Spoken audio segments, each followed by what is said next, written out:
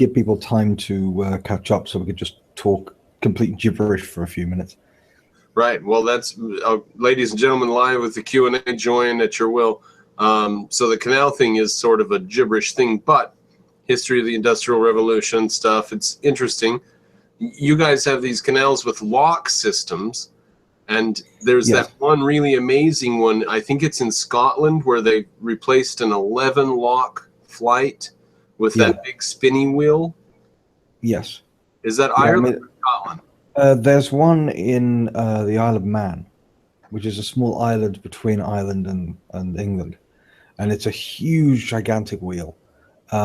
Because this is a great thing. If you want to study industrialization, Britain is the best country to go, because we literally invented industrialization from the ground up. And you could see it, all the remnants of industrialization, all the old factories and all the old systems are still around, and they are lovingly preserved. Yeah, because it's a major part of our history. So those big steam engines that are 4 stories tall. Yeah.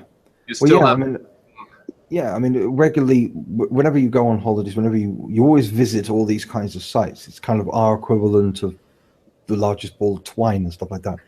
Only it's meaningful. Right. We don't have to invent tourist traps. Well, we go see the Grand Canyon too and stuff. Yeah. Yellowstone. All right. Point taken. Now. But that's the great thing about early industrialization. There's a certain aesthetic to it. There's a certain romance to it. Unlike with the American view of industrialization is a lot grimier, because you got sort of full on into it, right, with Henry Ford and all that kind of stuff. Whereas with us, it was a result of a slow, gradual process by these eccentric scientists and geniuses. You have these inventors and these aristocrats coming up with all sorts of crazy contraptions, and most of which were failures, and some of which really stood the test of time. And so you've got all the remnants of all these beautiful 17th century and 18th century experiments all over the country. Some of the unique, absolutely unique machines, the likes of which do not exist anywhere else in the world, because they were part of that experimental process. So for us, industrialization was almost romantic, because we got to see right at the beginning when it was the sparks of genius in the minds of crazy people. There's only later on that it gets standardized, so people have this dull gray image of industrialization. American industrialization was like virtually all 1850 forward. In fact, the Civil War in 1860 had a lot to do with bringing industrialization and standardization and stuff, and machine parts and stuff. So you guys had industrialization starting, 1720 or something like that? Those first well, it sort of occurred in sort of sporadic, eccentric areas. You had like eccentric scientists. You had all sorts of experiments. You had these aristocrats who built these bizarre contraptions into their manors, and so you got all sorts of bizarre early stuff, really colorful and strange, littering the countryside. And so to us, industrialization came out of the Enlightenment, not out of a tragedy like the Civil War. But the Civil War was an interesting example of mind over muscle, because the North basically didn't have slavery, and so had to employ capitalist principles, because of course the whole point with capitalism is that everyone is a wage owner. Everybody has that degree of consumerism and financial independence, and it's built on that assumption. There's no slavery as part of the equation. And so they were able to industrialize and develop a better economic system, because you need capitalism in order to industrialize, because you need capital to create industrialization, unless you do it artificially with the state, and we've already discussed why that doesn't work in the long run. Whereas the South was held back by slavery, and so didn't have the capital, and therefore didn't industrialize, and didn't see the point in industrializing as it had slaves. We didn't understand that the South didn't understand it. Slavery was holding it back in every way. It wasn't an advantage. The slave, as I said, because of the slave and the slave owner are dependent upon each other to an unhealthy degree, and the slave owner has to manage every single aspect of the slave's lives. So that's a huge amount of time, a huge amount of mental effort, huge amount of resources. It's a huge drain, a spectacularly stupid and inefficient system. So the owner spends all of his time not being productive, And the slaves spend all their time being as very minimally productive as they possibly. This is the subsistence barrier problem. This is the problem with socialism. How do you get people to work beyond the subsistence level?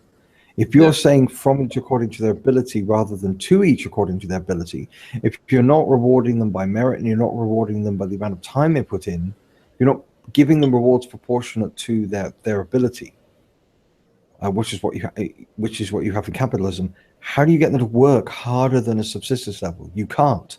This is why socialist Marxist systems always have terrible economic systems, not only because of the ideological rigidity means you've got a lack of mental freedom, but also you can't get people to break the subsistence barrier. Now, which normally you must have had something in England that allowed people to put in the 70 and 80-hour work weeks and benefit from it. Puritan work ethic. Well, you've got, but it was upward, right? You can get rich. Because we switched. Britain never had slavery. There were colonies that had slaves, and there were slave traders that were British. Yeah. We never had slavery on British soil. Everyone was always. We went from feudalism to capitalism. But you've got a class system. Yeah. But rich people can move up, even though they're lower class. Well, no, we actually had barons and earls and landowners that went down. They'd end up selling their duchies more and more and more to merchants and people who had money, and so that's how you ended up with a capitalization of privatization of land. So because feudalism is quasi-state controlled, because the barons are directly accountable to the monarchy, and so you end up with going from a sort of decentralized state-run system, feudalism, to private ownership, and so you ended up with the rise of the middle class, the rise of the trader class. You ended up with the wage system allowing the working class to become the middle class. And so there was a sort of, for centuries we were rigid, most people were peasants, and the minority were barons, and then boom, everything sort of started switching. The bottom went up and the up went down, and everything sort of switched over because we started switching to a capitalist system. So it liberated the class system to a tremendous degree, but the culture stayed the same. And so the cultural mindset is still there, but not the actual economic reality. Economic reality is a lot more fluid. And people mistake the cultural rigidity for an economic rigidity, but that's not the case. Yeah. Well, anyways, all right. So end of the canal thing. The canals I thought were fascinating. You've got these. I'll just mention the one more thing. It goes back so far that they didn't have engines on the boats; they were pulled by ponies only. Yes, that's why there were these paths along the canals, because it was all horse based, and it still is. There are a lot of canal because they're very slow. Canals are very, very slow, which is why people like them. It's a leisure thing, and so a lot of canals are still designed for horse draw. That's another thing that's interesting. 4 miles an hour used to be the most efficient way to move goods in canals. And yes, because it was steady. Yeah, it's steady and low energy input, and you could put breakables on there, and they would be safe, as opposed to chattering across the countryside in horse. Because the alternative was horse and carriage, with wooden wheels that would constantly go up and down, and wear out constantly. So because the wheels would wear out, the springs would wear out, the horses' shoes would wear out, the horses themselves would wear out, because you have to replace horses every like 20, 30, 40 miles. And so it was incredibly inefficient, whereas the canal system was our version of the train system early on. And there's this interesting thing where they would do tunnels and couldn't make the path wide enough for the horses in the tunnels, and so they would have the guys lay on their backs on top of the boats and leg it, and they would actually have to push it through these tunnels that are sometimes a mile long. Yes. Yeah, not the most efficient system, but again, it was still better than alternative. Efficient enough to build everything that we have today. Yes. We never would have gotten everything we have today without that. So and now with what we've built, we can turn around and use that for leisure. Those canals were abandoned and full of shopping carts and muck, and had to be brought back. I wonder if I bet it cost more to restore them than it ever cost to build them. That'd be interesting, because now we don't even use them. They're just used for leisure. And Yeah, well, some of them have never abandoned them, and some of them have always been like major tourist elements and cultural elements. And so, yeah, because we've got the relics of development. When you can see development, when you can see the fruits of the mind, you have a better respect for it. Whereas, as I say, if you skip stages, you don't appreciate it. This is one of the problems with the Bolshevism. The Mensheviks objected to Bolsheviks on the basis that they didn't use capitalism as a transitional stage to communism, and so they didn't develop the appreciation for mental freedom, decentralization, and the mind. now we skipped. You guys started industrialization, say 1720 or 30, and America started, say, 1860, and we were caught up with you by 1920 or 30 or something like that. Yeah, because you got the same Puritan work ethic, so you could culturally fit into it very easily. But the point is, we're going to see modern equivalents of that, where, like Kenya, for example, was in the jungle till 1980, and now they have cell phones and computers. So they get to skip over huge, vast amounts of development right up into modern. Well, this is the problem. I mean, you still need to go through some form of development similar to what we did. This is the problem with a lot of people who think you can, when it comes to energy, for example, you still need to go via fossil fuels. In small villages, you can go for a bit of alternative energy, but on mass industrialization, fossil fuels are still the only practical solution. Well, So what are they going to use in villages? You mean like solar panels? yes, I mean this is why we had something like the clockwork radio and things like that. There are people are trying to innovate all sorts of systems because nobody wants to see the developing world develop using fossil fuels. Right. Even though and that's holding back the developing world because it's by far the best solution. It's hilarious that they do that, because they require the industrial world to give them these different systems and things. Yeah. Like, they can't produce that shit in the village, whatever it is. The solar panels, they can't produce the materials. Yeah, it takes a huge amount of fossil-based industrialization in order to make solar panels. Yeah, ironically. Yeah, and that's what people don't understand. Our economy is fossil based. End of story. And the idea that it's just a matter of switching from one source of energy to another. No, it's not even remotely that simple. Yeah, and now Elon Musk. What do you think of Tesla? I think it's going to be hilarious if 20 years from now the price of fuel has never gone above $3 a gallon again. You know, right now across America it's below $3 a gallon, except like California. So would that be due to fracking, or is it Saudi Arabia reducing the price? It's fracking, and it's the fact that we now we have so much oil, we're exporting it, and it's all of the storage units in America are full, and ships are full that we don't have anywhere to send. So much for peak oil. Yeah, exactly. It's going to get cheaper. Well, this is the problem, that we're not fully exploiting it. We're not using fossil fuels enough, because there's a large portion of the world that isn't developed yet and really should be by now. But as I say, the left are obsessed with this tree worshipping crap, and so they'd rather the developing world stagnated forever rather than actually switch to a form of industrialization that doesn't meet their tastes. We are getting better and better at using fossil fuels as well. Not only are you say we're not using them enough, but the thing is, like, for example, with the fracking, they have shut down about 300 coal-fired power plants and started about 200 of them back up with natural gas. And the natural gas just comes in through a pipe and you turn it up and down with a nozzle. It used to be huge train loads lumbering across the countryside, mile after mile after mile of trains full of coal to run these power plants. Hundreds of power plants. There is still a lot of use for coal, though. Well, there is, but the point is that now it's just coming through a pipeline and just hisses out instead of a train running about the place. Yeah. So we're using fossil fuels more efficiently. We got the same amount of energy coming from those places now, but we take a lot less energy to get the energy there. And so we've got that coal now that can be used for something else too. And the natural gas used to, we burned it off in gas flares. Now we can collect it and use it.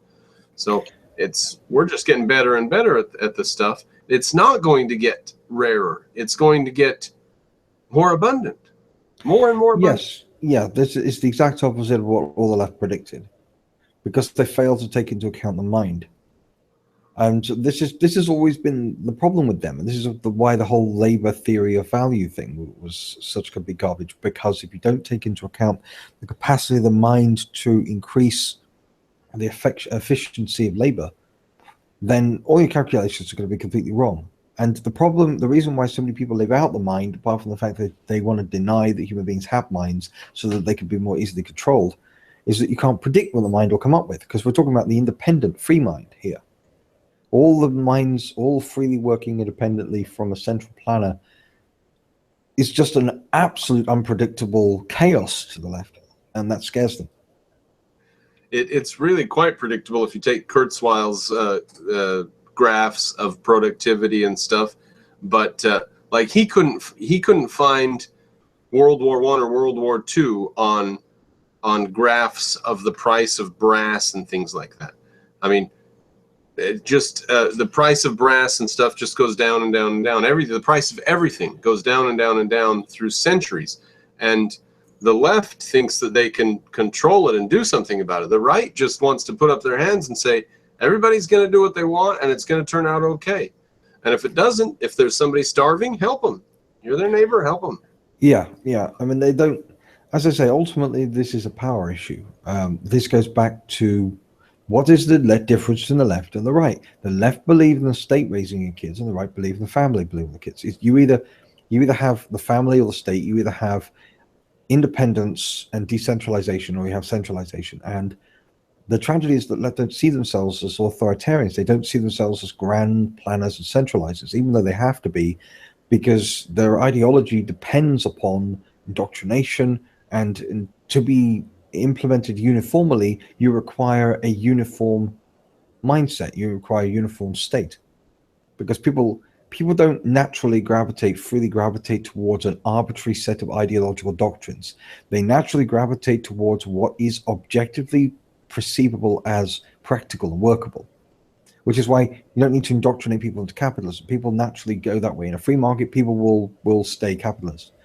They won't gravitate towards socialism, at least not permanently. They'll experiment, it'll fail, and then, because this is what we see every time you see socialism in a free market system, like the kibbutzes of Israel or the pilgrim colonies, they failed, and so people abandoned them. End of story.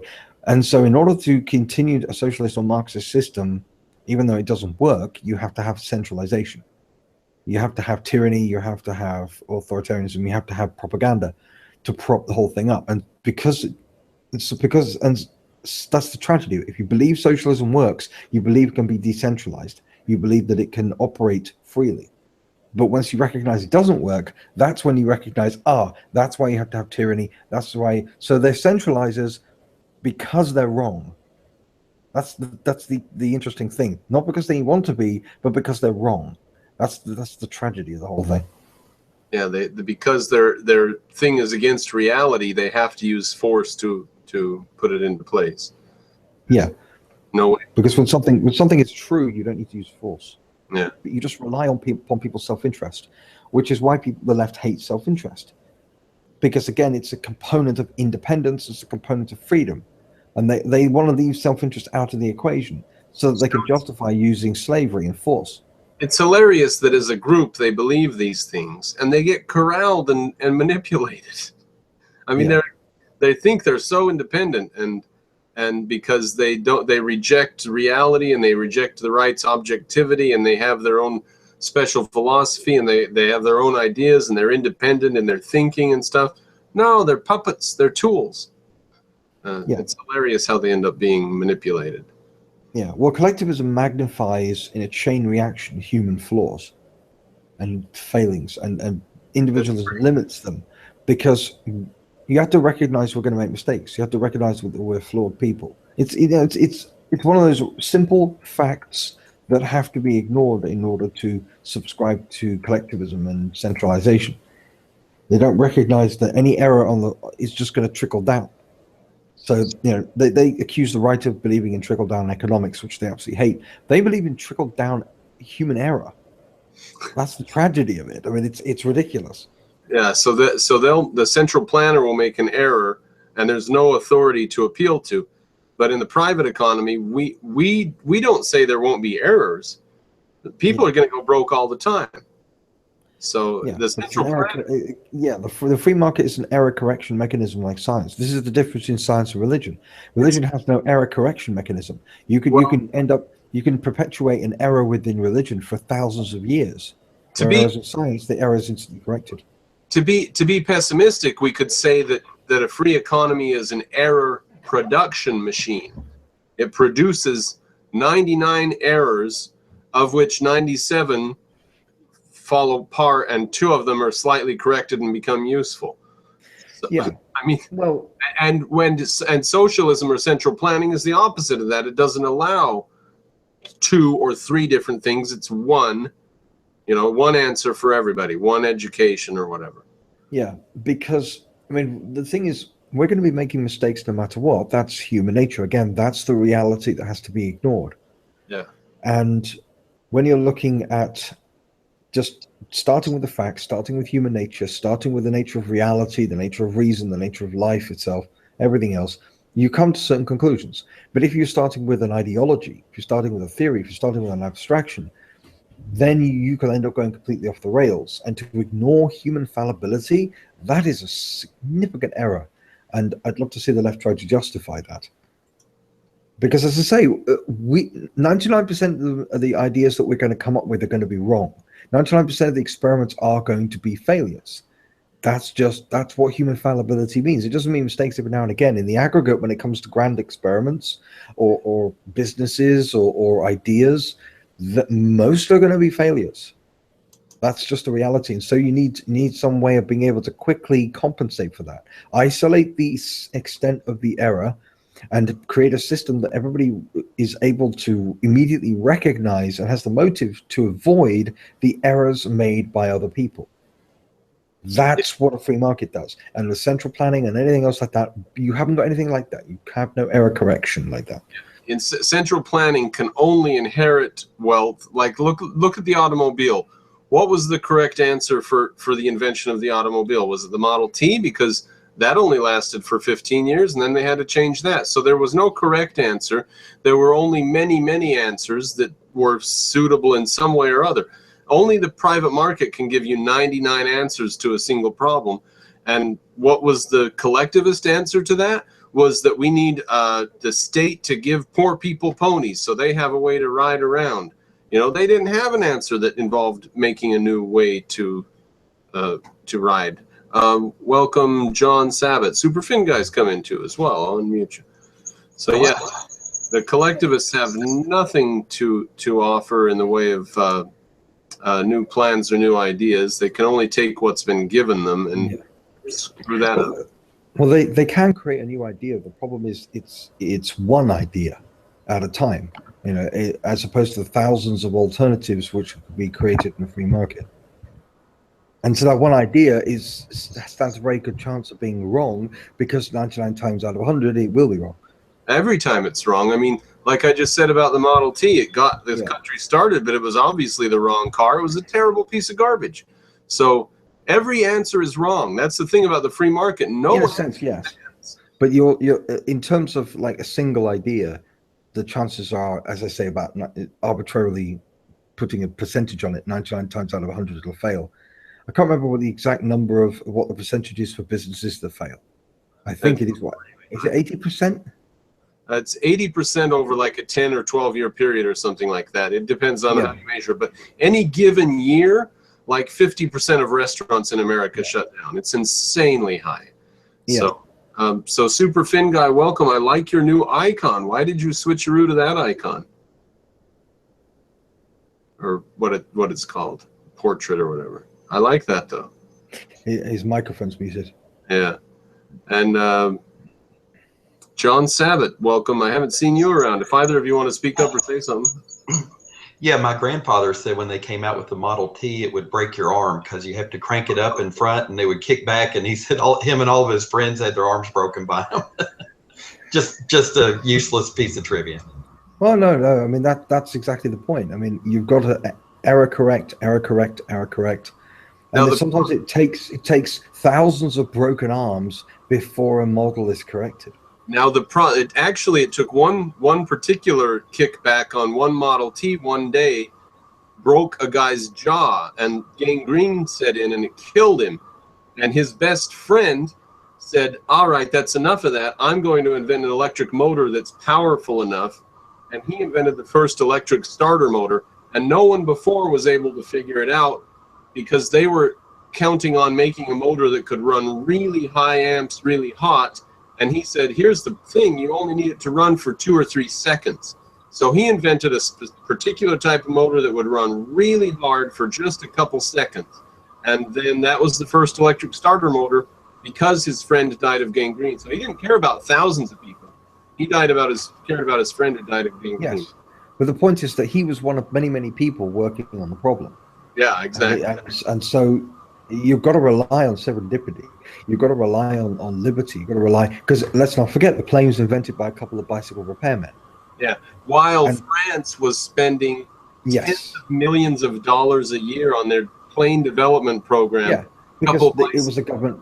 It was another example of a kind of Lysenkoism. It was the government program, government science. Government science is basically an oxymoron at this point. I mean, if you have government and science together, it's like economics and government. It doesn't actually work. You just create an illusion that people go along with for ideological reasons, not because of practical reasons. So nervous because there's the whole string theory and particle colliders and the CERN particle collider and the super colliders. I'm really nervous about all the money the government's spending because I really, really am doubtful about how fruitful the spending is.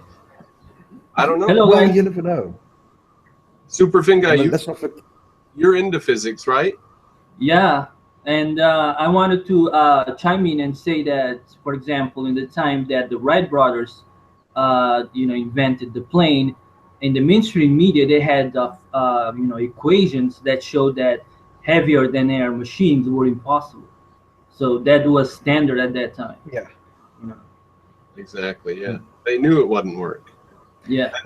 And they had hot air balloons, which for them was a reasonable way for them to prove that you could fly, but you couldn't fly if you were heavier than air. You had to make it lighter than air to fly. It looked obvious to a lot of them.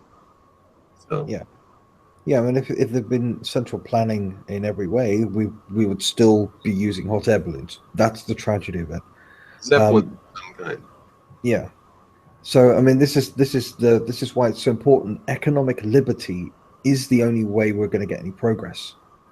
And so the progressives that are against economic liberty this is why I object to the term regressive, because we haven't really talked about regressives that much. I mean, the left are themselves turning against regressives like the hardcore SJWs and cultural Marxists. But the problem is that the progressives are distancing themselves from the regressives.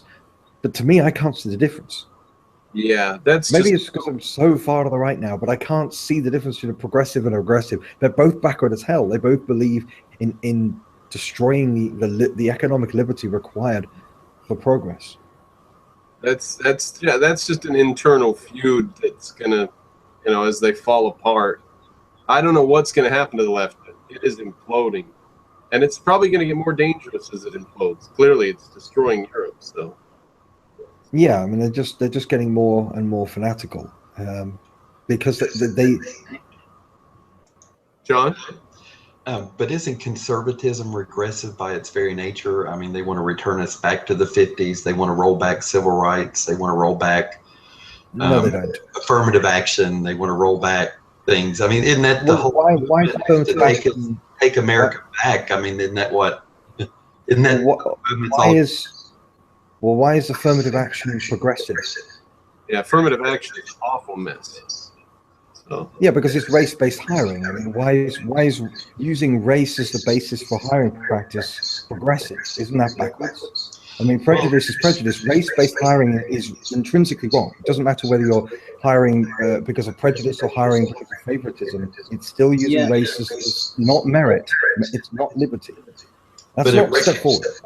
It recognizes that we have a segment of society that's held back, that needs to be boosted. Otherwise, it drags us all down. If you want to, No, you're giving people a free hand isn't helping them, because it's just another form of dependency. Because now you're making people dependent upon their race to get ahead.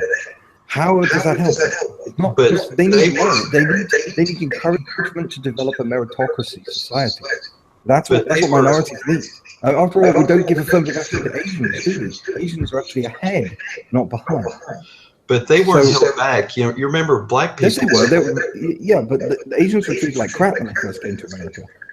But black people, slaves weren't allowed to read or write. They had no inherited wealth. They had built America for years, and they don't inherit wealth like we do.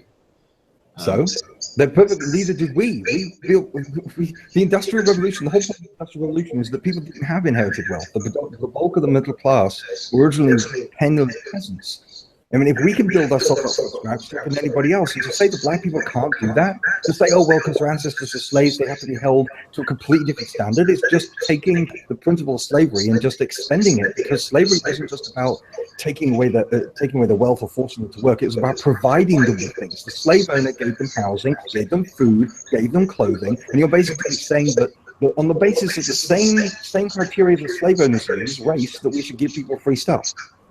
It's still building up dependency, and it's still giving them race-based goods.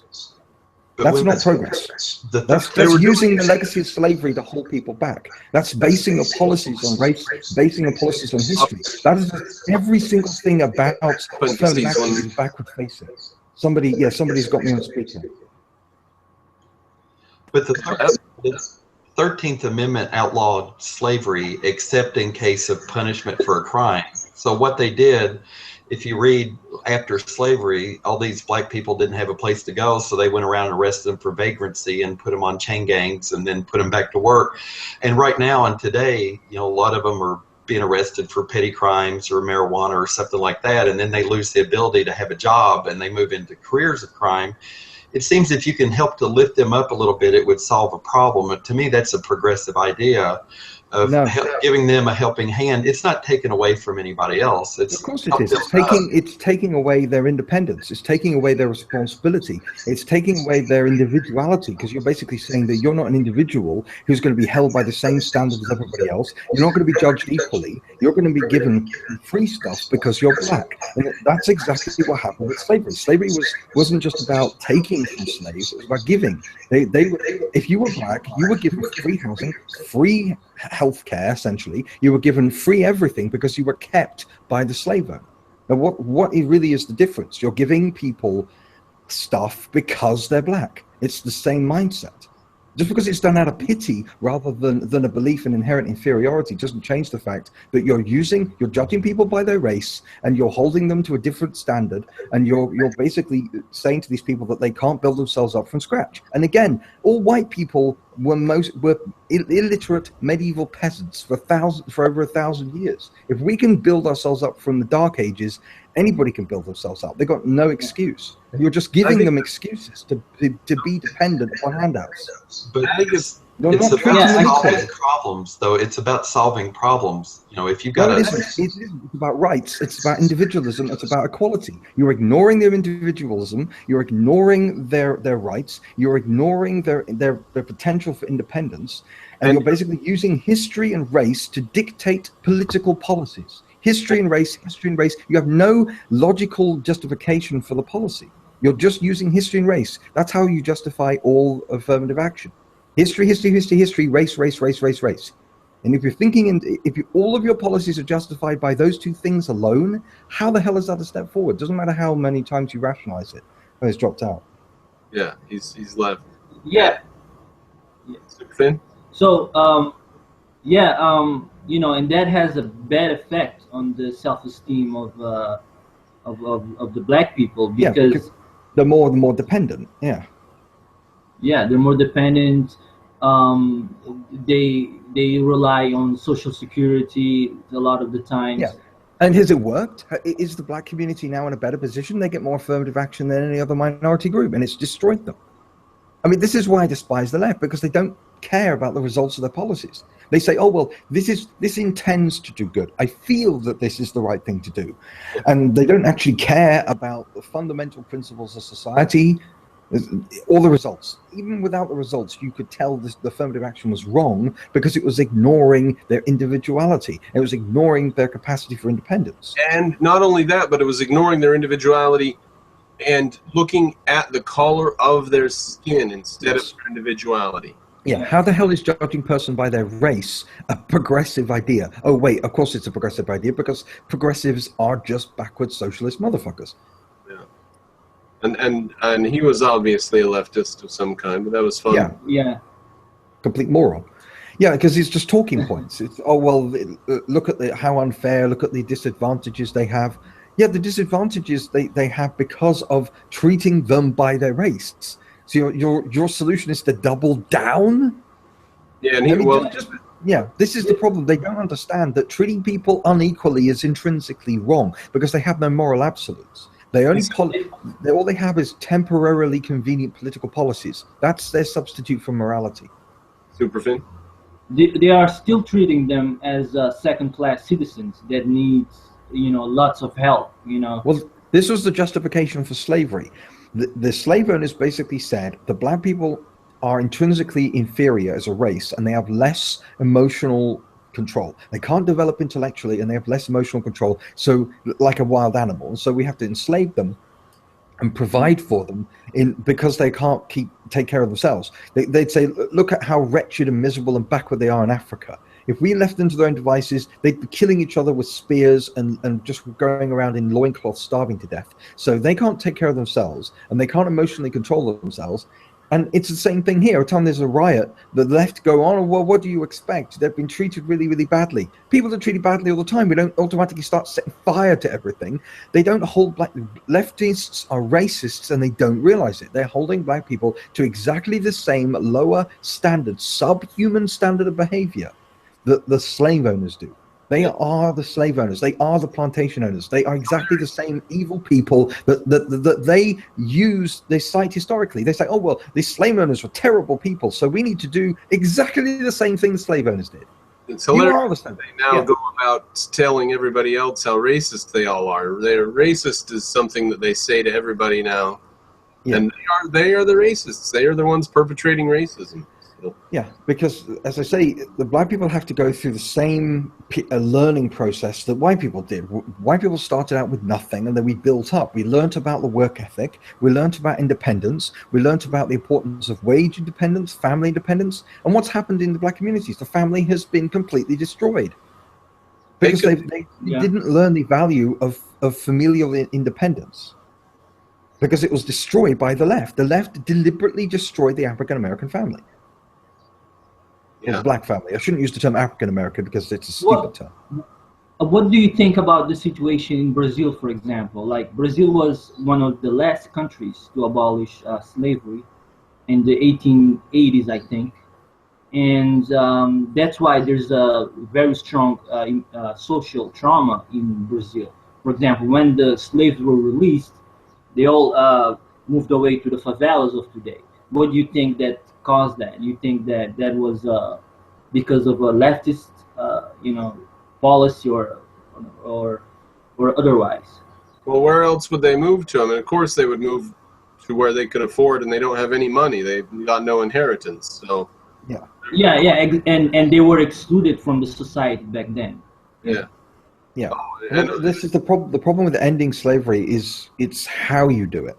And that there are ways of ending slavery that can end up creating bigger problems. Yeah, we had the same problems for 80 years after the end of the Civil War. We still had laws in the South that people had to ride on the back of bus or whatever if they were different colors. So we had that for a very long time, and I'm sure we still would if it weren't for the federal government putting that in place. We haven't become an unracist society. Yeah, and as I say, the left are now creating segregated dorms. Race segregation again, because they never developed out of that mindset. They're still the same backward racist scum they've always been, because collectivism leads to racism. Racism is basically sort of the most base form of collectivism. The moment you start thinking collectivistically rather than individualistically, judging people by gender or class or race or whatever, then you're going to become a bigot. You're going to become a segregationist of some form or another. You're going to set class against class. Feminists live to set men against women. Civil rights activists live to start race wars. It's always division, it's always xenophobia, it's always violence at the end of the day, because you either respect the sanctity of the individual or you're just a tribalist caveman. You know, it reminds me of I kind of forgot the name of the fallacy, but I think it's the group fallacy or something like that. But it's a fallacy that says, for example, some women get abused by their partners, right? And since you're a woman, independently if you were abused or not, you would say that you're an abused person. But that's not the case. It happens the same thing with black people. You know, some black people suffered racism or were slaves, but that doesn't mean that you as a black person is in the same situation. Yeah, that's a fallacy. People think that the second proposition is obvious and the first one is tenuous. And people actually think that if some guy in Minnesota gets shot because he's black, that's a crime against all the black people in New York. All the black, yeah. So. Yeah, and a lot of the time they don't even getting shot because they're black. They're just getting shot, and then people are saying, "Oh, it's because he was black," and then it turns out that isn't the case. But they've got their narrative and they're running with it. And because it's all about developing a victim narrative, because again, this is about dependence versus independence. Two different mindsets. The slave, this is the ideology of the slave versus the ideology of the free man. This is the family versus the state raising the kids. And so it's ultimately, this is a stark division, and a lot of these things that we're seeing are just variations of that division. So something which is sold as a good idea is actually on the side because it develops dependency, is actually on the side of the bad ideas. And people aren't putting ideas in the correct category because they are mistaking the intentions or they're saying, oh, it's a compassionate, sympathetic policy. It doesn't matter if it's compassionate or sympathetic. What matters is, what are the principles behind it? Is it individualist or is it collectivist? Is it meritocracy or is it race-based hiring or whatever? Does it build up independence? Does it encourage independence or does it destroy independence? That's the criteria that you judge, not whether or not it's compassionate, not whether or not it's compensating for past crimes. We can't all be victims of history. Independence is a fine word, but freedom is what, I mean, you mean person not having someone tell them what to do. You need independence to have freedom.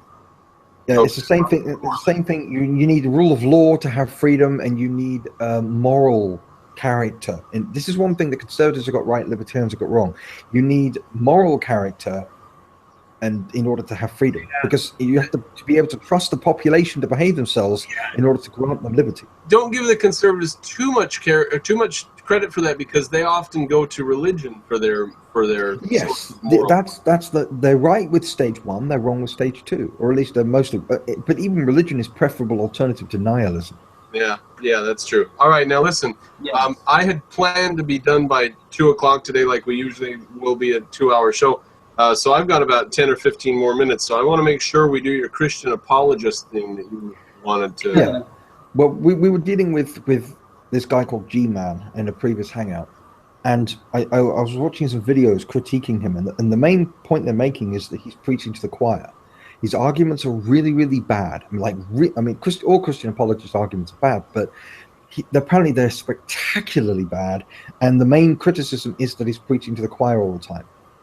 And that's why his arguments are bad, because people do not critically analyze arguments for a position they already hold. And so when you're preaching to the choir, your arguments, there's a very low bar on your arguments. Well, but this is my point about G-Man and other Christian apologists. It's actually a smart strategy to preach to the choir, as there are already a large number of believers, and expending effort to convert people won't help the cause as much as maintaining control over those you already have. I mean, there's 2 billion Christians in this world. The priority for the apologist is to maintain that number more than anything else. All you do is reproduce as much of the numbers as by maintaining parental indoctrination, because most of the numbers made up within Christianity are produced by children being raised Christian by their Christian parents. That's what maintains most of the numbers. That's why they encourage Christian parents to have lots of kids, because it's the same with Islam. There's a sort of right now there's an arms race between Christianity and Islam. They're both trying to right wingers on both sides, because they're trying to outbreed each other, because the amount of people that actually convert to Christianity or convert to Islam, at least in the West, is minimal, and they know that kind of conversion process is very, very unlikely and not a particularly efficient use of their time. So most apologists aren't really trying to convert other people, and that's why their arguments aren't very good. They're trying to maintain control of the people they've already got, and so their arguments don't have to be very good. Their goal is to consolidate control and then encourage the Christians to have more kids. So in other words, these apologists, they're tools of a self-serving ideology, and they're performing the most efficient role. And they don't care that us heathens can see through their shtick. That is irrelevant. The fact that we all can see through Christian apologetics, the fact that we all know it's garbage, is irrelevant, because we're a small pool. We're a minority. We don't count. We're irrelevant. They're not going to, even if they successfully converted all of us, it would still be nothing more than a blip on the radar compared to the overall numbers they've already got. So the key is consolidation, keeping the numbers they've got and keeping the Christian population growing by parental indoctrination. Right, and this Christian apologist who's preaching to his choir, is it possible that he just likes to have a choir to preach to, in the sense that, like, say he's a fisherman and he's got a net, and he's got a net with a lot of holes in it, so he only gets big fish, but that's all he wants? Well, but as I say, it's just an efficient use of his time. But if you're a Christian apologist, your goal is to maintain Christianity. And as I say, if we've already got 2 billion people believing Christianity, losing that 2 billion is a far worse proposition than not being able to convert some atheists. Because what difference is it going to make? You'll get a little bit of a propaganda bump, but as I say, the amount of intellectual effort required to convert someone is enormous, and most Christians aren't even remotely capable of mustering that level of power. So you're saying he doesn't catch everything, he only catches some of them, and that's it. Well, no, he doesn't want to catch any. He just wants to consolidate. He wants to keep the fish he's already got. He's not out to get new fish, because because think about it, if you've got a large number of fish already, they're going to reproduce and have loads of other fish. So you grow the fish you've got. So it's like a fisherman who spends all of his time keeping the flock he's already got and not going out to get new fish, because that takes a lot more effort than maintaining control over the fish you've already got. And so this is the difference between the farming culture and the hunter-gatherer culture. Apologists are farmers. They're not hunter-gatherers. They're to cultivate the crop they've already got, not go out and get new crops. Right.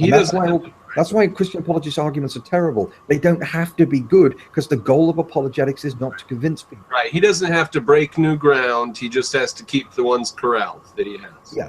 And as I say, there's a very low standard because, and this is true not just for Christians. Everyone is like that, including atheists. John, if you want to jump in there. Yeah, that's an interesting point. Do you think that might be the driving force behind Catholicism's rejection of birth control? Yes. That's exactly why they rejected it in the first place. It's because Christianity... Yeah, because Christian apologists and leaders aren't stupid. They know that the amount of atheists that get convinced by Christian apologetics is like one in 100 million. I mean, it's so rare because even the best arguments aren't very good.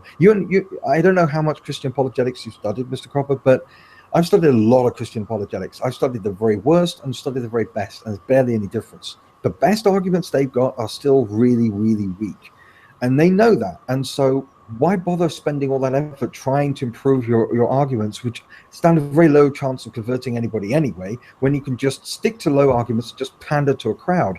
It's just playing to the audience, keep maintaining morale, because that's what they are. They're morale officers. And so build up morale, keep the numbers, encourage them to have kids, and you maintain, because by keeping control of the Christians you've already got and having them have more kids, you outpopulate the atheists anyway, because we typically have less children. Well, to be fair, let me answer John in one more extra sentence about the Catholics being against birth control. That means more members ultimately, but the Shaker community was only conversion. You couldn't be born into it. You had to be converted into it as an adult. And so the Shaker community ultimately went extinct. Yes, because it's about breeding. Yeah, so they're I've been to Shaker Village here. Shaker Village is pretty close to my home, and they made beautiful furniture and shops, but they thought the end was coming, and so they didn't have any kids. I was raised as a Jehovah's Witness, and they told their followers not to have any children, you know, and that's why they're shrinking right now. Yeah. Because they were so sure the end was coming, they didn't plan for the future. That's the problem with the apocalyptic cults that believe the end is near, is they don't care about the environment. Who cares about pollution or war or anything? They believe that Armageddon is inevitable, so we might as well go through all this, and they don't plan for the future. And to me, it seems like we should plan for the future. Well, Christianity nearly ended up wiping itself out because there was a movement called the Encotites who were celibate Christians, and they were very, very popular. And the Catholic Church eventually absorbed them into the monastery system that they have to this day. But they kept the rest of the population breeding in the end, because after the 1st and 2nd centuries, it became clear the end of the world wasn't coming. It was built, Christianity was built on the assumption the end of the world was imminent. If you read 1st Thessalonians, it's talking about Ed, your microphone. no matter. Your microphone. Yes. And I know Jehovah's Witnesses who did not have children. They told us not to get an education. They looked down on college. And it was all because the end was so close. And when that turned out to be false, think of all these people who lived their lives without children and just proclaiming the end of the world instead of trying to make the future a better place. It's sad the way religions do that, but it's interesting. Basically one thing I was pointing out was that different religions come up with different answers, and all their answers suck and all their answers are wrong. But, you know, some of them come up with the answer, don't have kids, and some of them come up with the answer, have lots of kids. So you can never tell what a religion's going to do. It's irrational, you know, at its base. But as for the environment, though, be careful, because the environment's just the new religion. It's just everyone's sacrifice for this greater good thing. We're all sinning. We have original sin because all of us have a carbon footprint. We're destroying Mother Nature. It's something greater than man. There's always been this thing about humans have to repent, and their sins are destroying the world. Environmentalism is just a new version of that without a God or a church. So be careful. Be careful about that. And That's a good point. That's well said. And when the sun gets bigger and swallows Mars, I don't think it's going to matter how many mosquitoes there are or aren't. It just isn't going to matter. So I'm more concerned about how soon can we get a moon base and a Mars base than whether or not. And look at the fact that Soviet Russia had terrible, awful, horrific pollution. China today has gargantuan, enormous problems with pollution. Not so much Britain or Germany or Japan or America. We're actually pretty clean. So it looks like free societies clean themselves up, and collectivist state societies are very bad at that. So yeah, well, because freedom equals mental innovation, which means pollution is a problem, and you need problem solvers. And you have more problem solvers in a free society than in a collectivist society. So every time the government tries to create some anti-pollution environmental program, A, they're just pandering to their environmentalist voters, and B, it's never going to be as efficient as just letting people figure it out for themselves. Yeah, it's hilarious. Same with every other problem. What was hilarious is they used to be running 13 coal-fired power plants to make solar panels, which produced 10 coal-fired power plants worth of electricity. So in effect, we had 3 coal-fired power plants running all year so that we could use solar panels. Now, why not just shut those down and use the coal? And we would have saved 3 coal-fired power plants worth of every year. That's just a joke. Yeah, because it's moral narcissism. Environmentalists are moral narcissists. They care about approving policies that make them feel like they're helping, but they don't really care about the consequences. This is that temporal myopia thing. The fact that so many green energy programs have been such utter spectacular failures, and because most programs are failures, most entrepreneurs, most businesses fail, and the whole point is that you rely on the free market to error correct. And the problem is that a lot of these green companies that would have ordinarily failed are endlessly subsidized by the government, who again wants to pander to environmentalists. Yeah, and And look so at you end up with bad projects just popped up. Only capitalism and the free market can solve environmental problems, because only I'm in capitalism and free favor market of solve anyway. nuclear energy as well is pretty clean if they could put in safety safeguards, you know, like so we don't have Fukushimas or 3 Mile Islands. You know, nuclear power is a pretty good way to go, as far as I know. Yeah, you just don't build it on a fault line. That's all. Yeah. Well, and I think there's better ways to build it. That was an old reactor built in the early 70s, designed in the late 50s. So Fukushima is not a very good example, but nuclear, I think, is the future. Look at our superpowered nuclear-powered supercarriers. That they every 25 years they come to California and get a new core put in. 25 years they go without refueling, and they can run the pants off of the rest of the fleet. They can run fast. But the problem is, again, the environmentalists are moral narcissists. The fact that just looking at the raw numbers, nuclear power is a hell of a lot cleaner and more efficient than anything else. But they don't care, because nuclear is bad and you don't want three-eyed fish like in an episode of The Simpsons, do you? And so they approach everything in terms of what makes them feel good. They have this simple infantile mindset. And to them, it's because there was a lot of fear about nuclear energy. Remember Toxic Avenger and all the Tromaville movies and all that kind of stuff. And so they still think that way. They still think exactly that way. They're still children.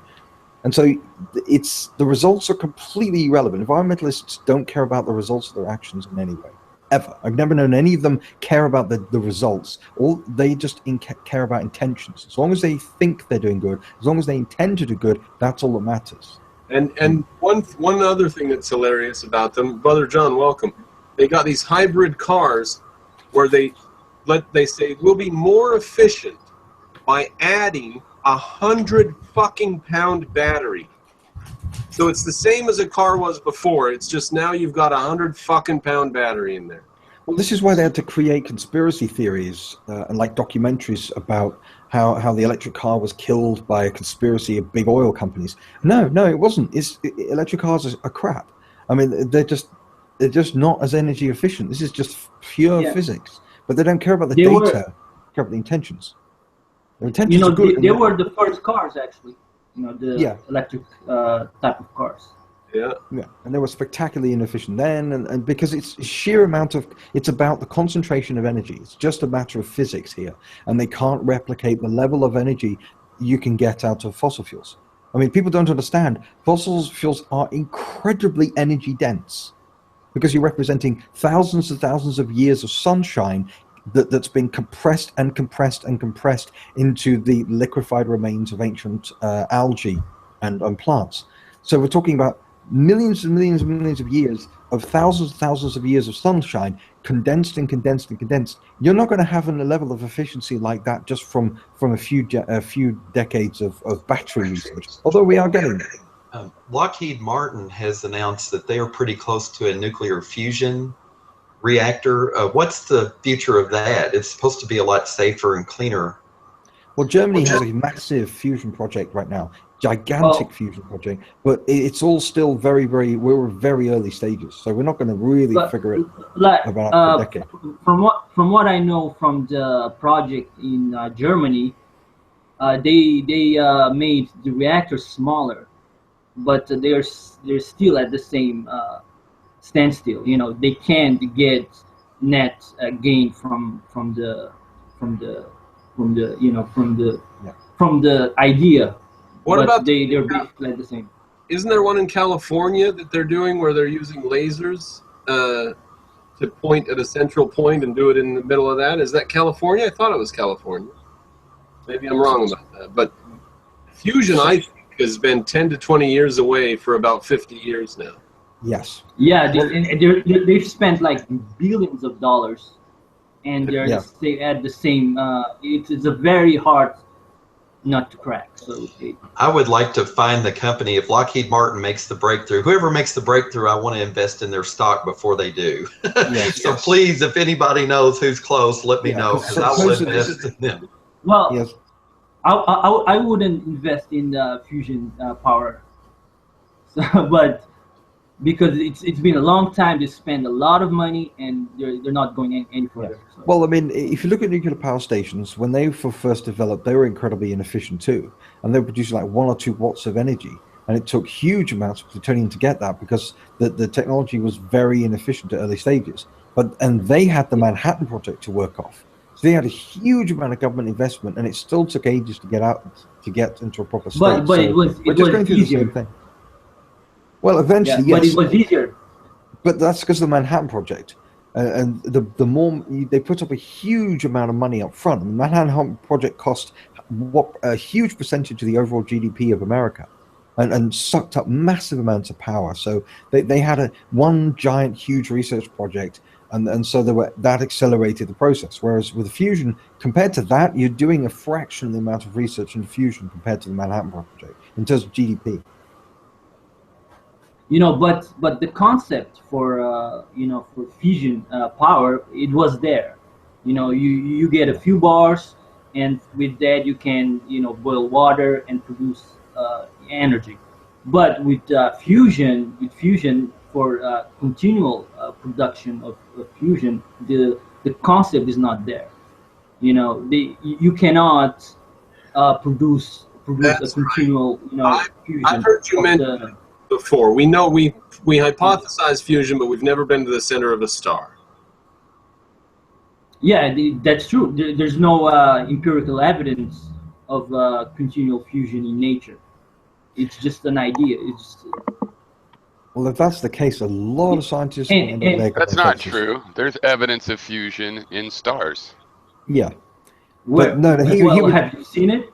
Yes. You have neutrino deficiency. The inside of the sun. No, what you have is inside of the sun is colder. What you have is predicted spectra from fusion processes, and then you see that spectra.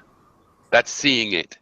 Well. There is fusion in the sun. Like, have I seen copper in outer space? Copper in stars? Yeah, because we see the copper line in the burning star. But the thing, that type of fusion, it's electrical magnetic fusion. Oh, I thought you were saying the way that. Anyway, I'm sorry. I thought you were saying the whole phenomenon. If you're talking about the kind of fusion we want to have on Earth, I'd actually agree with you in that I'm tired of waiting for fusion. Let's just use fission. We could have a liquid reactors. We don't need these reactor designs we have. There's a lot safer options. How about that? There's plenty of radioactive material on Earth for 1 million years of power. So let's do that. Not that we should stop the research, but I'm not sure we will ever get it because, like, they had a reaction recently, right, that made power, but they still use a lot more power in the containment.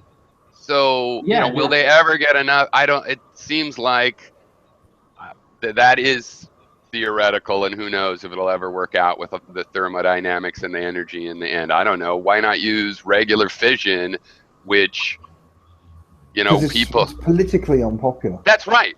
And this is where I'm a liberal, but it is the anti-nuclear thing is knee-jerk. They don't want to talk about with people that are pro-nuclear, better designs. And it's really stupid because obviously coal and an oil economy is more toxic. Hell, you get radioactivity. The coal ash has the radioactivity of the thorium and uranium that was in the coal. So they're actually creating radioactive waste from coal burning plants. So it's like, I agree. This is a case where the environmentally politically correct, of which I'm in generally one, have become counterproductive through knee-jerk reactionism. Well, to me, that's all of environmentalism. All environmentalism knee-jerk reaction. Well, all of it. We have a little bit of an overlap. I don't think that's true from my point of view. But here is a case we could take it. We could just take case after case after case where ideology has overridden the science. This is what I was talking about earlier with Lysenkoism. Most science these days, when it's remotely associated with government, is Lysenkoist. It's pure gibberish. It's there to suit an ideology. We should be able to agree it would be case by case, right? Not every case. Yeah, so if we have one case where we agree, then you at least have an acknowledgement that this kind of phenomena happens. And obviously it happens. But some people deny it. This is why you shouldn't mix ideology and science and politics and science, which is why the government should have nothing to do with science. Science should be entirely independent, no tax-funded research or anything else like that. Because tax-funded research equals government pandering, basically. I see a different thing. I see the problem being that psychologically people want to find something they can maximize. Where's something where if I just work to have more and more, and that's not how nature works, you have to optimize things. Things have positives and negatives.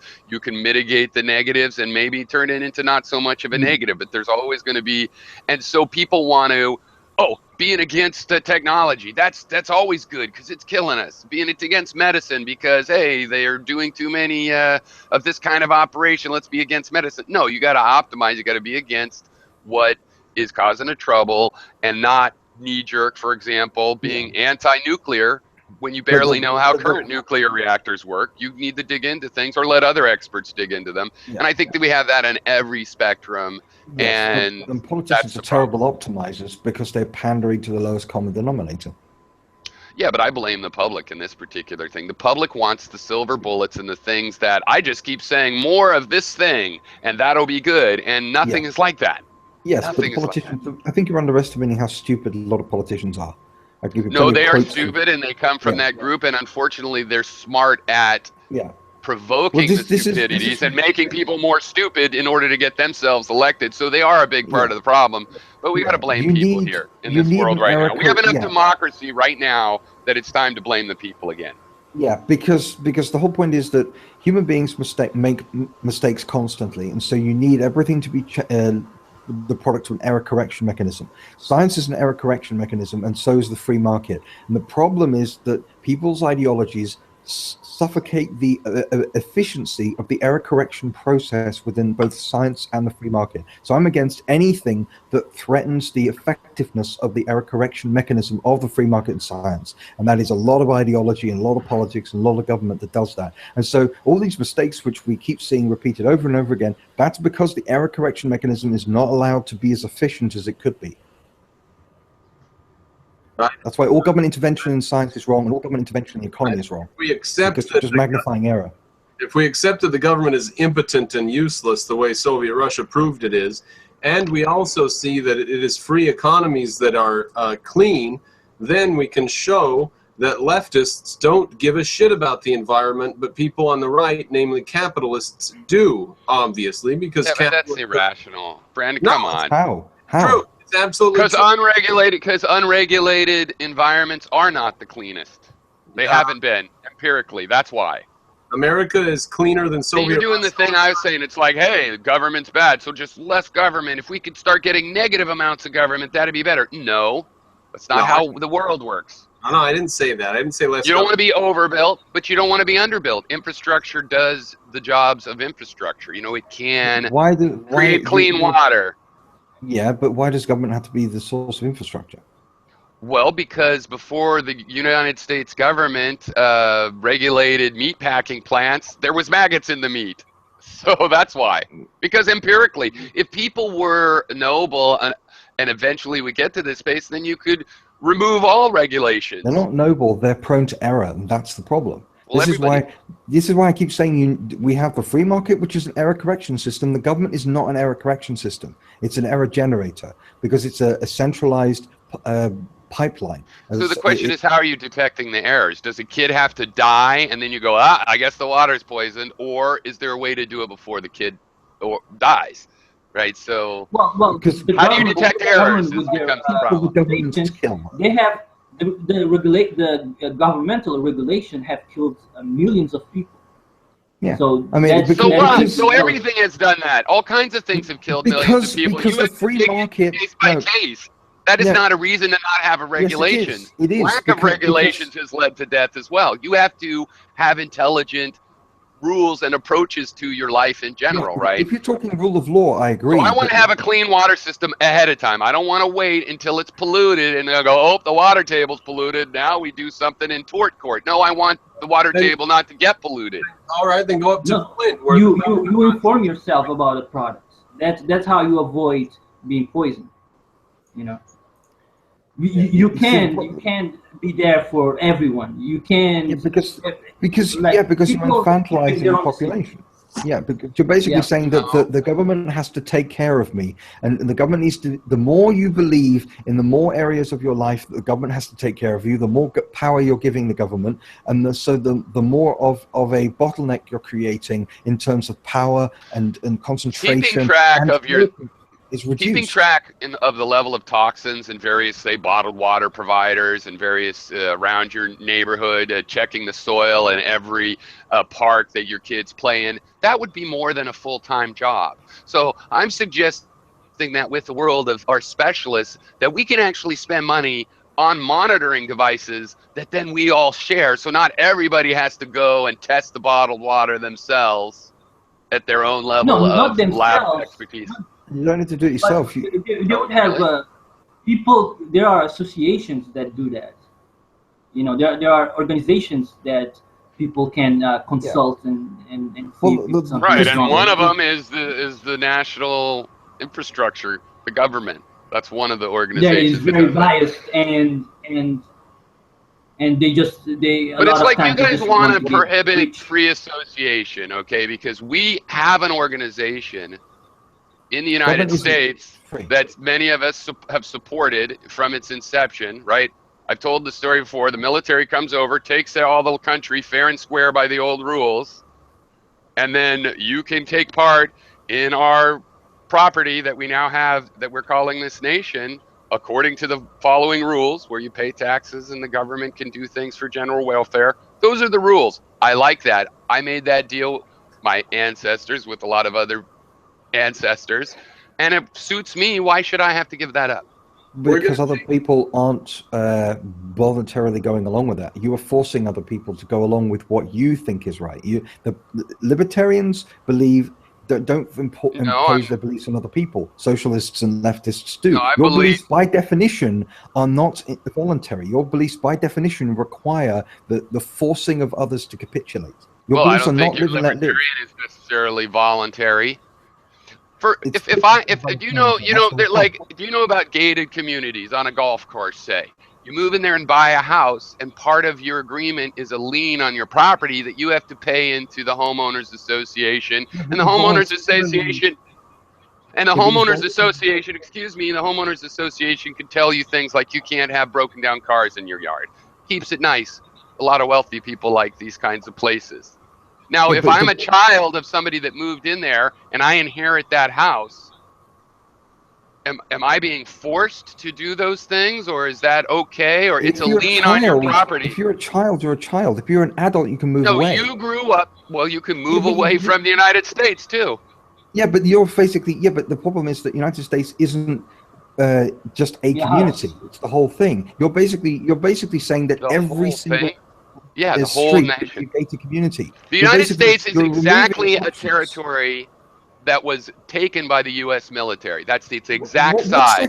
What has that got to do with anything? We're talking about the current state of America. It's not the whole world. Just like a gated community is not the whole world. If you're born in a gated community, you don't have a right to any liens, to get freed from any liens that were on your parents' property that you inherited. You have a choice. That's how it is in the United States. Yeah, but you can voluntarily choose to live there or voluntarily choose to leave. People's parents voluntarily came here, and they can leave. You shouldn't be forcing people to leave America. You're forcing why should you force people to leave where they were born on their gated community?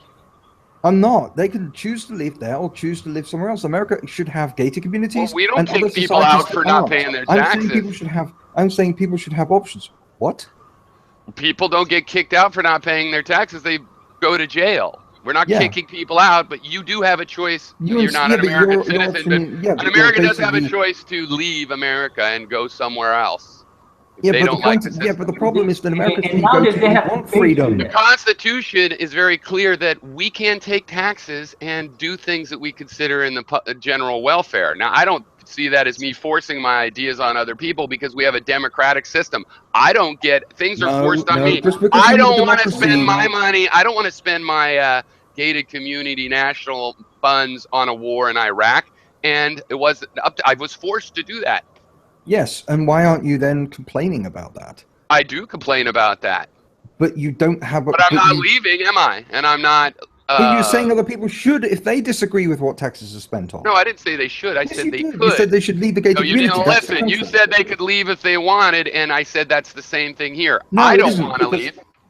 Because you're saying that people should leave the freest country in the world to go somewhere less free if they don't go along with your system. That makes no sense. America's where you go to when you want to get away from that kind of thinking. In other words, we're the most free. If we're the most free, then in the market of nations. Stop whining. We're the most free. What do you expect? Yeah, we're top of brand. You want it to be even freer. Well, good for you. No, I want it to be as free as I want to run it the way it's already been run so far. Well, that's just traditionalism. It has created the most free nation. How are you going to argue with that? EPA is not responsible for freedom. The Constitution is responsible for freedom.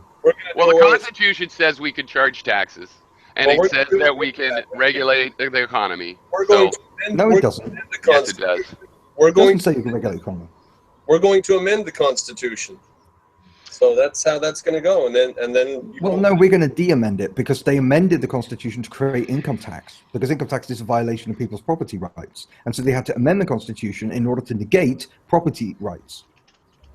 Yeah, and it's just like they amended it to get rid of prohibition after they amended it to make prohibition. Yeah, I mean it's just endlessly mucking about. How do you just leave people alone? I mean, we shouldn't need to create amendments to tax. That tells you that there's something wrong. Okay. There. Have you ever heard, the Commerce Clause in the United States Constitution, which says that it has the right to regulate commerce with foreign nations, among the several states, and with Indian tribes? Yeah, because they didn't have income tax back then. They relied entirely on tariffs. It's not talking about internal government regulation. It's talking about, I'm correct, that the Constitution tariffs. reserves the right to regulate commerce. With other nations, it's talking about tariffs because tariffs and are among the states. No. And among the several states. Okay, well, that's what it says. If I could bring up a point. It says and among the several. Okay, go ahead. Sorry. I just have to leave soon. I'm sorry to interrupt. I really enjoy the conversation, but I do have to get back to work here soon, and I appreciate it. But I'd considered, global warming. The main problem with global warming is sea level rise because it's going to endanger our cities. Is it possible? Which is not happening. Yeah, well, sea level is rising for whatever reason. So is it possible to use the nuclear powered pumps to generate steam that would run pipelines inland to deserts around the world and pump in seawater to turn it into fresh water to irrigate those and make livable land out of them? Because I know Steve McRae said that the nuclear reactors would make steam, and that's the way to distill water. So you would be pumping tons of fresh water inland because there's nowhere else for the water to go. We can build seawalls, but once they get breached, New York's going to be underwater, Miami will be underwater. So it seems like if we have these pumping systems into the Gobi Desert or out west or over, that would somehow slow down sea level rise, and plus it would create more livable land. Is that a possibility? You mean pumping water into flood? Right? Desert into a great big farm. That's I like it. But you mean to actually keep the sea levels down? Yes, and I don't know how the mathematics work out. That would be some fun math to do. Might be like peeing into the ocean or something, but yeah, but it would. Go ahead. It would be fun, though. It would be fun to try. I'd like to see the Sahara Desert irrigated by nuclear power plants. That would be fucking brilliant. I'd love that. Thank you all. Thank you all very much. I've got to get back to work, but I really appreciate it. Thank you. Thanks for coming in. Yeah, my gut reaction is the math wouldn't work out. But if you actually flooded, I don't know. You have to do the math. Human beings sometimes could, you just do the math and see how much of it's interesting. On the other hand, it's a good idea that, distilling water and that you could do that by pumping water into some really sun-rich place and then distill the water with solar even. Well, Israel does that already. They've done a lot of land reclamation using that method. Oh. So I mean, you'd need a country to have a good set of values and principles and economic philosophy in order to have that occur. The problem is that most of the parts of the world you're talking about here are governed by petty, corrupt dictators. Yeah, the Sahara Desert's a mess as far as governance is concerned. Yeah. It's a pity he's left, actually, because I wanted to get back to why affirmative action is evil, but oh well, he's gone now, so we can't have that conversation. No, but you're right that it does say the regulation between the states, and that's one of the amendments we'd take out, because at the end of the day, what the hell is the government doing regulating trade between states? Yeah, and my proposed amendment in place of that line, I strike that line and I put a line that says the government can create no law which interferes with or affects the economy or something like that. Oh, that's ridiculous. And which is it's really the reason it did it is also the reason of our success, because we were able to have a loose federation that's become more tight over time, and I'd be for loosening that again. But guess what? No tariffs between states, free trade between states, and that's because of an overarching organization that all those states got to take part in, democracy. So it's not like it's just a dictator, has created this umbrella so that you can make something, and other than shipping costs, you could just sell it in another state. And the regulations cost. And when state regulations interfere with that, the federal government can come in and decide whether that's protectionism or not, and that has created a powerful economy so that we could have the Rust Belt in Detroit when that was working, we could have Silicon Valley in California, which is still working, and oil down in the Gulf, and we use all of these things together because but the problem is the examples you give are all economies that have been sabotaged by regulation. We began this by talking about the... You say that. I think the regulation of the meat industry, the regulation of the meat industry freed that industry to be more profitable. That's what I think. Yeah, but we're talking about reality, not what you think. And no, we're talking about... If you look at California, businesses are leaving California in droves and going to Texas because the regulation is destroying the economy there. And also the cost of living is ridiculous. The cost of real estate, there's a lot of reasons. That's why I didn't move back to California. I'm from California. Because you've got a bunch of socialists running the state into the ground, as usual. And the same thing with Detroit. Detroit is destroyed by regulation. It's destroyed by unions. Socialists.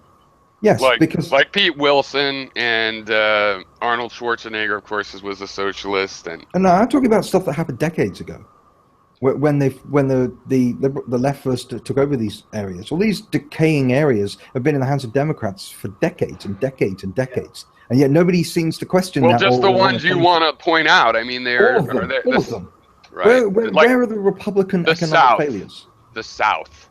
The South. The South takes more in kickbacks from the federal government than it pays.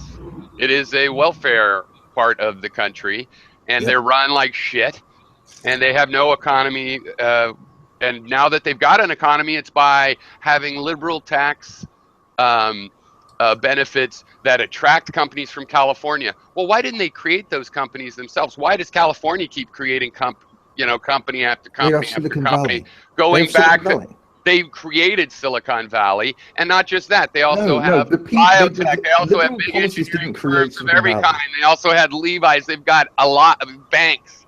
So there's a lot of stuff that they had a lot of them, and now they're driving them all away. I think part of it because it's 72 degrees there all the time. I think that helps. Well, that's not true in Northern California, where Silicon Valley is. Yeah, I'm not because did you know that Hollywood was first in the East Coast, then they moved to the West Coast because they had better policies there, and now it's happening. The contrary is happening. Yes. I mean, economies go where there is greater freedom and therefore greater prosperity. I believe all the left do is just drive economic prosperity away from wherever they are. It's just I think being a Californian, I believe that the reason we had Silicon Valley is because we had great education and other infrastructure to support that.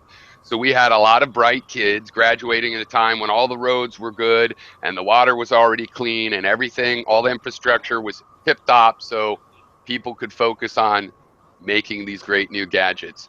That's why we had it. That and also Stanford and Berkeley University. It was post-World collaborated into making Silicon Valley. It was post-World War II wealth boom. I mean, you guys, California was nothing in the 30s. and now it's everything. So. Well, we had a lot of oil money for that matter, but so what? So why didn't Apple get founded in Texas where they're moving plants? Why didn't they start in Mississippi where there's no regulations? Why aren't they in Tennessee where it's more laissez-faire? We have all these little experiments and all these less regulated ones. They lack creativity and they don't actually create things till later. They can say it's cheaper to do that here. Fine. Well, that won't be true in 20 years because it's choked by regulation now. No, we'll see. Apple was created, as was Microsoft, by people who acknowledged that they were able to do what they did because of a lower level of regulation. And then they both Steve Jobs and Bill Gates admitted that level of regulation now would have prevented them from creating the companies they did back then. They both on record as saying that. Well, you could provide that, but it doesn't really matter to me if they've said that. I know it doesn't matter to you. Well, it's not a final thing. Well, no, because you gave that as an example. It is an example. I maintain that example regardless of what Bill Gates thinks up in he is the example. Redmond. Well, he's from California, Bill Gates actually. Is a huge liberal. You know, he's a liberal. Yeah, because his brain is caved in. Yeah.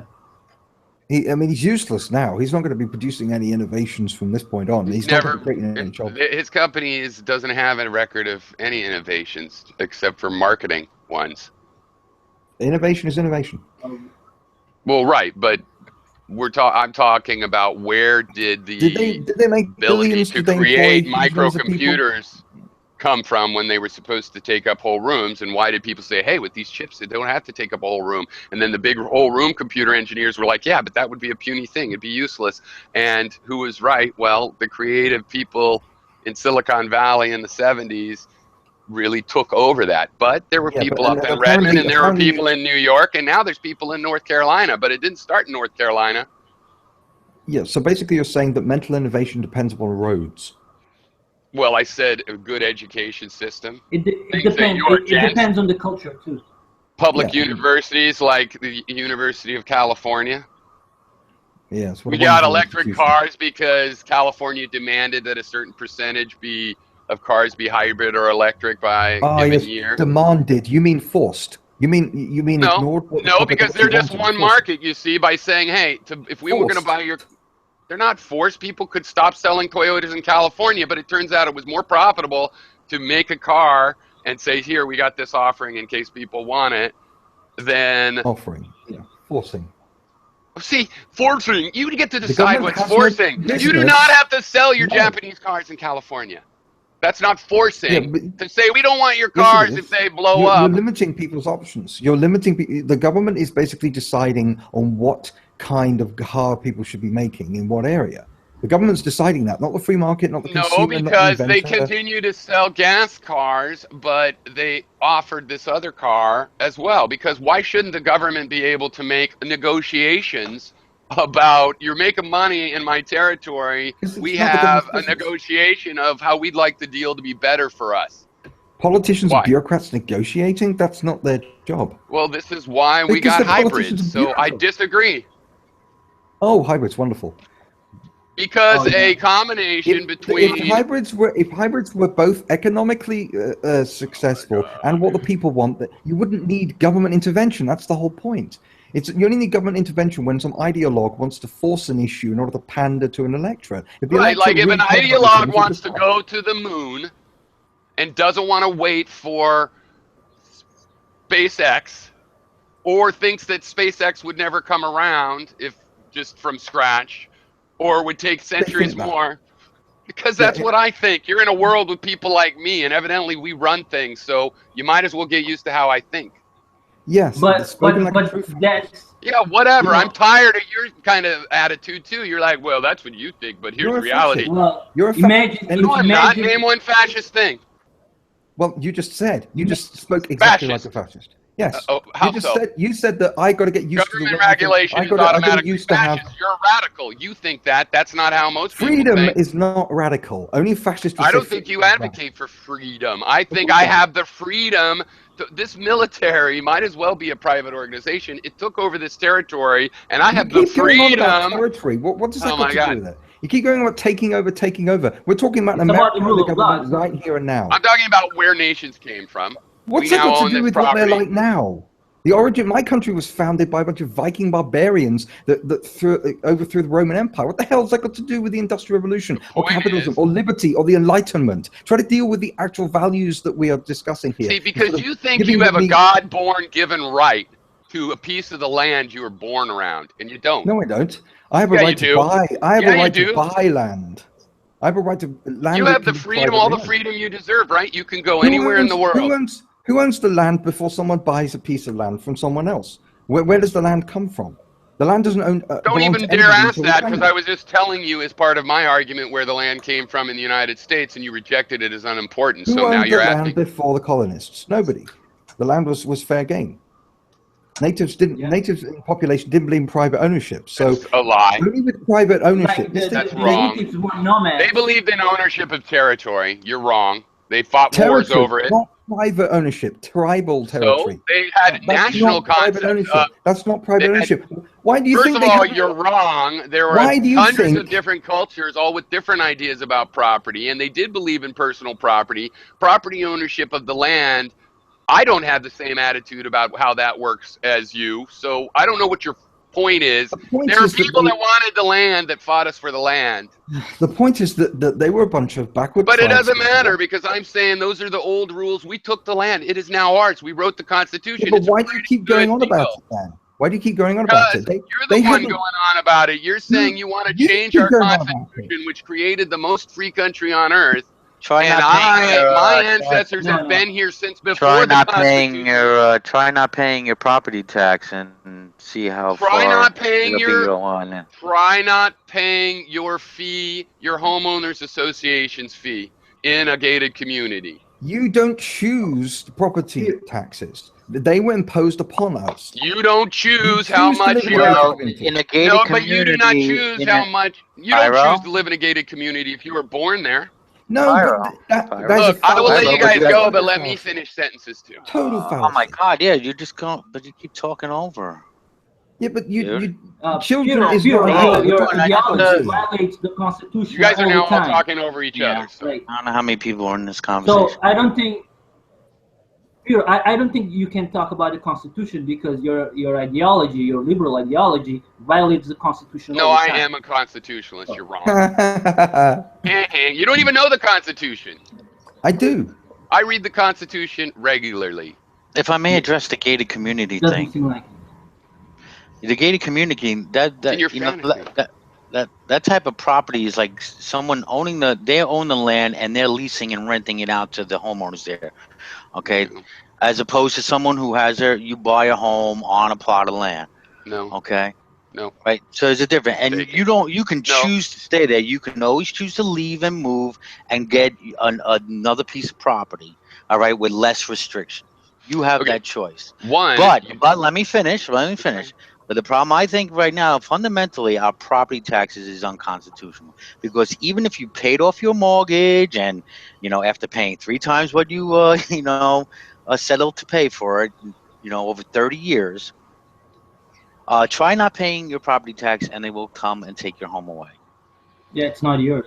And Okay. that does nothing good for anyone, especially an aging population. When you want to die in that home, and maybe you're on a fixed income, and you're not keeping up with the rate of inflation, and plus the property taxes on top of that.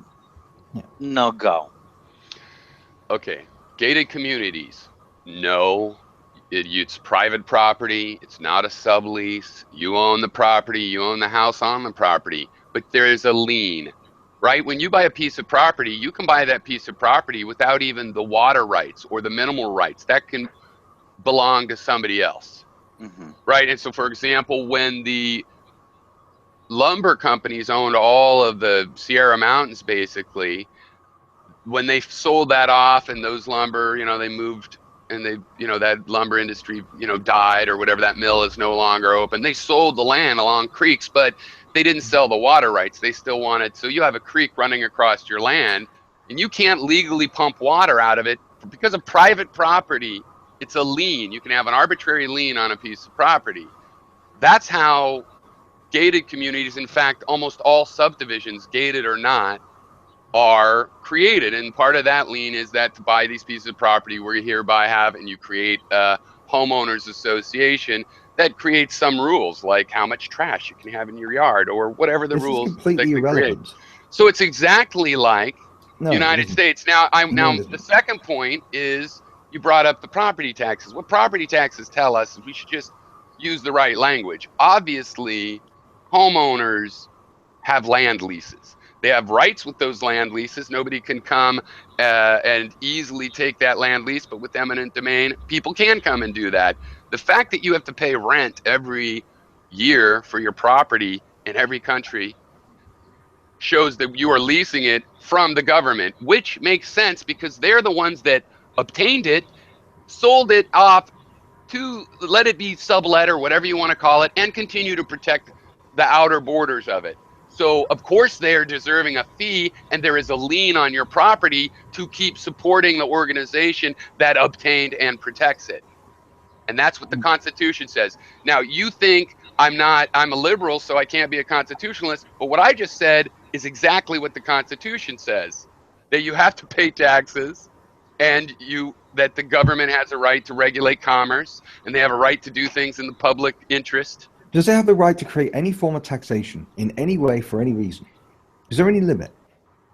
Because property tax is a violation of property rights, and property rights was the whole point that America was created in the first place. So you're basically saying because it has the right to create taxes, it can create any kind of tax it wants, regardless of what rights are violated. What do you mean it wants? It's a democratic government, so if we want to it. Democratic election doesn't make something right. You don't magically make a violation of rights not a violation of rights. No, you're wrong. When you have a partnership, if you democratic tyranny. The word tyrant derives from a democratically elected leader from ancient Greece. That's why the U.S. is a republic. But from my point of view, you just don't know how to make an ordinary agreement. You're using an argument. So I'm the one that always interrupts. If you have 7 people that want to join together and make a business, so you have a business partnership, and then you get together and you make a business agreement, and then you all end up signing the final version, and then it says if somebody wants to leave, can they sell their shares? It says all the rules, and then you have to stick with those rules. And there's a democratic system for voting and changing the rules. There's even a rule in there of, hey, if you want to change this agreement, everybody has to agree, unanimous or 2/3, whatever. Everybody signs on to that, and then you do that. That is justified. A democratic system it's not a house, it's not a business. A democratic system among partners is legitimate. Your analogies are terrible, absolutely terrible, because you're talking about voluntary organizations. World where you don't even realize. You say this country was designed on private property, and yet we've been taxing private property the whole time. So you contradict yourself. You haven't been taxing it the whole time. Yes, there's been land taxes for the whole time. No, there hasn't been property taxes the whole time. Why do you think they keep having to make amendments in order to create yet more There's taxes? actually about 100 new taxes. We are allowed. The last 100 years is at least 100 new taxes that you are paying. That doesn't mean you're allowed. Yeah, this is the thing. And the way they are made is by the democratic representative irrelevant. Democracy is irrelevant. You don't vote away people's rights. It's relevant because anybody that lives here, their ancestors signed on to that agreement. And they are only in the agreement through inheritance of that agreement. And all the liens and the Constitution still holds sway. And it says we can have taxes. The thing is that Pyro, what do you pay taxes for? May I ask a couple questions, Pyro? What do you pay taxes for? What do you mean? It funds the United States and federal and when county you're paying government. your taxes, what are you expecting for your tax money? What am I expecting? Well, I don't exactly get what I expect, right? Because I would rather not spend it the way the government spends it. And here you are defending it, taxation. I'm defending the process. No, I'm not. We can have a democratic argument about what kind of taxes we should have, but you guys are making, or some of you are making, a moral argument that you just can't tax. It's just wrong, and it's like no. You can't tax in ways that violate property rights. That's the problem. Well, I'm not totally against. Yeah, I'm sorry. I'm not totally against taxes. There are taxes that are needed to operate what I think government should be in minimal involvement. You know, protecting our rights and protecting our country. All right. Yeah, that's it. So, and that those taxes are needed for that. Okay, so I'm for a flat tax, a consumption tax that would go exactly. to the government, the But federal what if I don't government, want to and pay for the defense? also on a state level, because the state has to run on your local level as well. And what if I don't want to pay the defense? Why are you able to force me to help pay for this? Because without it, you don't have any rights, including the right to object. No, because defense your position has included you don't want no one attacking. defending your rights, Pyro. You don't want no one defending your rights for you. You need to go a step. Let it go step by step. I am the one defending the United States government here in general. But what I'm saying is, if we did your thing, we just pay for the defense, then I don't like the fact that the Iraq war counts as defense, so I don't want to pay for that. How are you going to force me? It doesn't. So you're talking in a hypothetical world where we don't actually have foreign wars all the time. I gotta go. No. I'm talking about a world where if you have a bunch of neocons who believe that kind of crap. I'm distracted away from the computer for a minute. Sorry. Gives a chance to breathe. Gather thoughts. I'm still here, brother. Hey, what's up? During the show, Mr. Cropper? They got started. Hey, Ed, I heard someone say something today that in the UK, that kids are forced to give their thumbprints and they're used for vending machines as well. Yeah, I don't know about the vending machines, but there is an attempt to try to remove the actual thumbprints from the schools because a lot of parents are objecting. Because they were doing it without parents' permission.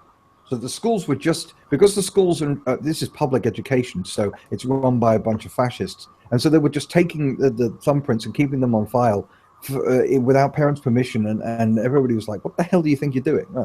They're being a public school. They're a government school. You expect government schools not to act tyrannically? What did they use in the thumbprints Doesn't it invade the child's right? Does a child right? Because doesn't it invade that right too, because it's part of the body. It's a personal property thing. It's a right of being. Yeah. Because as I say, this is public education. But what's private rights got to do with public education? I mean, that's the whole point. You are a public entity. You're a public tool when you go into public education. You know, you're an instrument of the collective. You're like in a concentration camp, you know. Yeah, basically, yeah. You lose your individuality. Yeah, that's the whole point. The whole point, public education was invented in order to make everybody a good civic little drone. That was if you read the writings of people who invented public education, that was their idea. It wasn't about education. Yeah. It was about domesticating the proletariat. Yeah, that was the point. Because before the public education that we have right now, people were most of the time homeschooled, and parents just had another brick in the wall. Yeah, exactly. Well, it's important to understand the origins of these more control. Yeah, well, this is why it's important to study the origins of minimum wage and single mother subsidies, because both of those things come from evil origins. Minimum wage was invented by racists, and government subsidizing single motherhood was invented by the Nazis. And it's just a way of controlling people, which is precisely why the results are as catastrophic as they are. But the left either ignore the catastrophic results or pretend that wasn't the intention. But in every case, the terrible things we see in public schools, that was the intention. The economic devastation of black communities because of minimum wage, that was the intention. The destruction of the black family as a result of subsidizing single motherhood, that was the intention all along. And don't let anybody pretend otherwise, because these policies were created in order to have these results originally. Now, what's the intention of Obamacare if it raises the price of health care and destroys the health care industry? State-run health, 100% state-run health, a total, complete communist health system. What else could it possibly be? This is Obama we're talking about here. Yeah, it's about control. Yeah, it was deliberately designed to fail. Obamacare was designed to fail. That was the whole point. And to take the insurance companies down with it. That's funny. I wonder exactly what shape it's going to take. Is it going to be like once they've made it so that an individual doctor visit is $1,000, at that point it'll Yeah. just be so expensive. Yeah, because they want to screw the public so bad that there's an outcry, and because the whole point, the key with fascists is to screw the public with one government policy and then use another government policy, which is the real one you wanted all along, as the solution.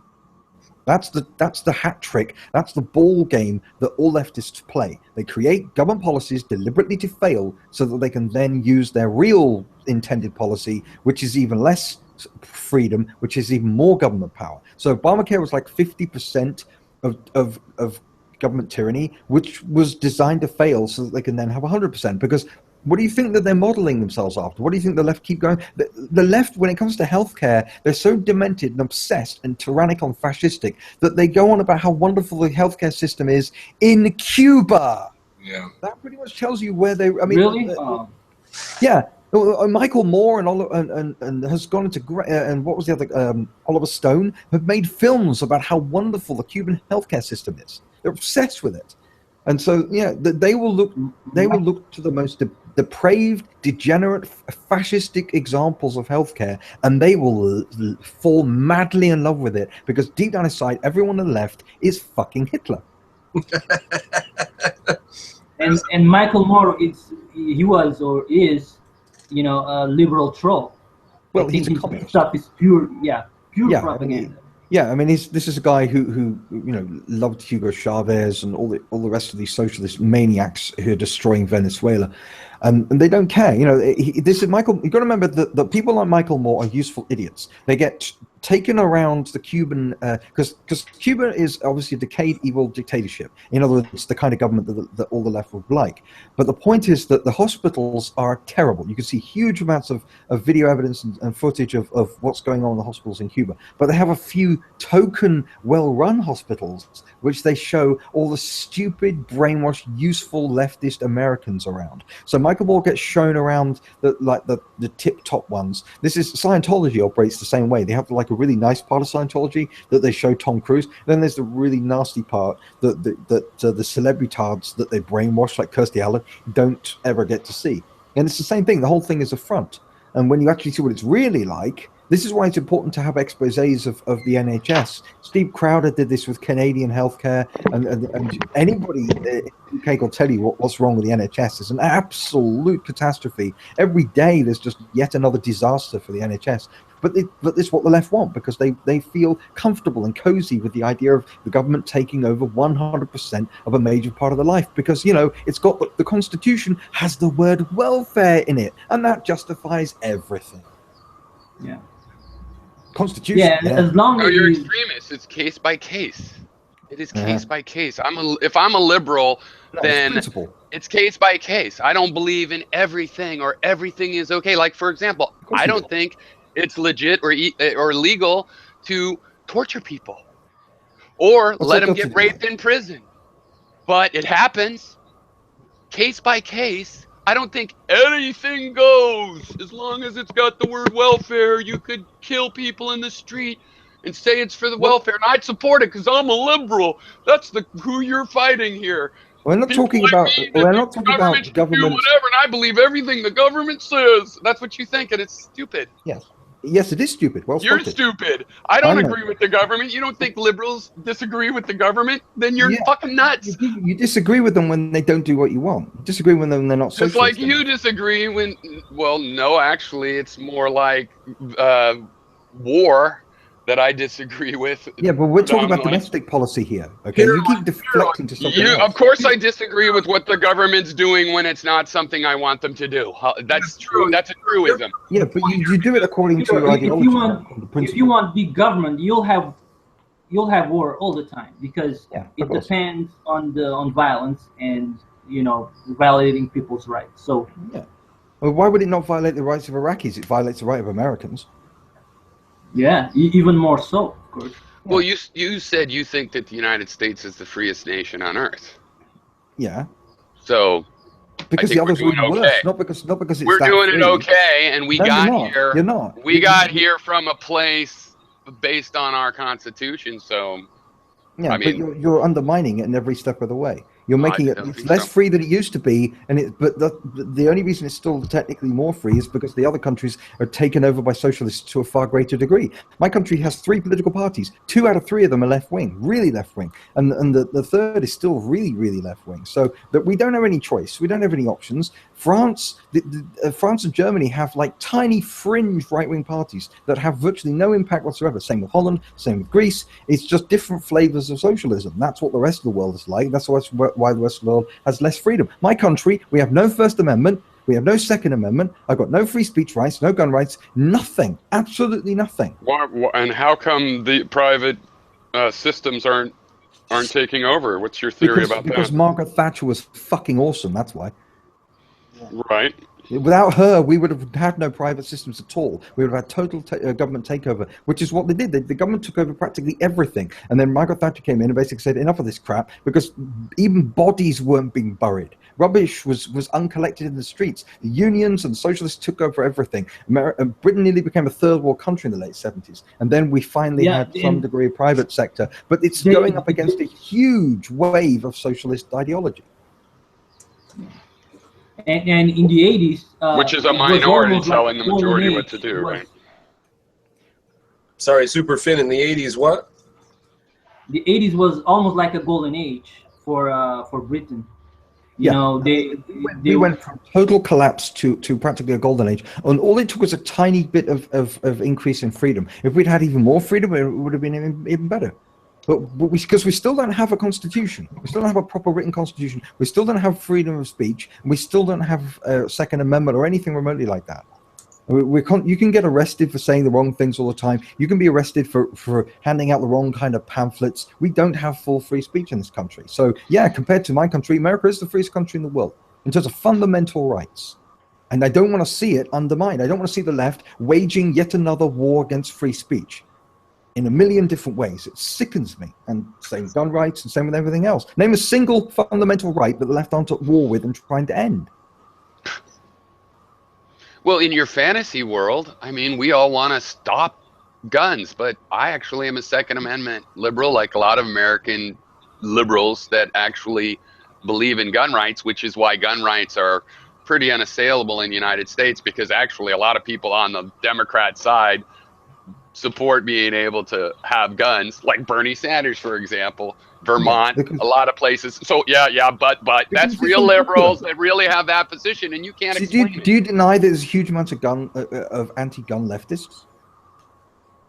There's a huge number of them. And there's a huge amount of pro-gun right-wingers. Yeah, those people exist. Mm-hmm. Yeah, because the right are better than the left. And we still have a rational person looking at our system sees that we haven't lost our rights to have guns. So evidently the people that are there stealing your guns aren't doing too well at it. No, that's great. That's because America's still the freest country in the world. But it's because a lot of Americans support the right to own a gun. A lot of liberals support the right to own a gun.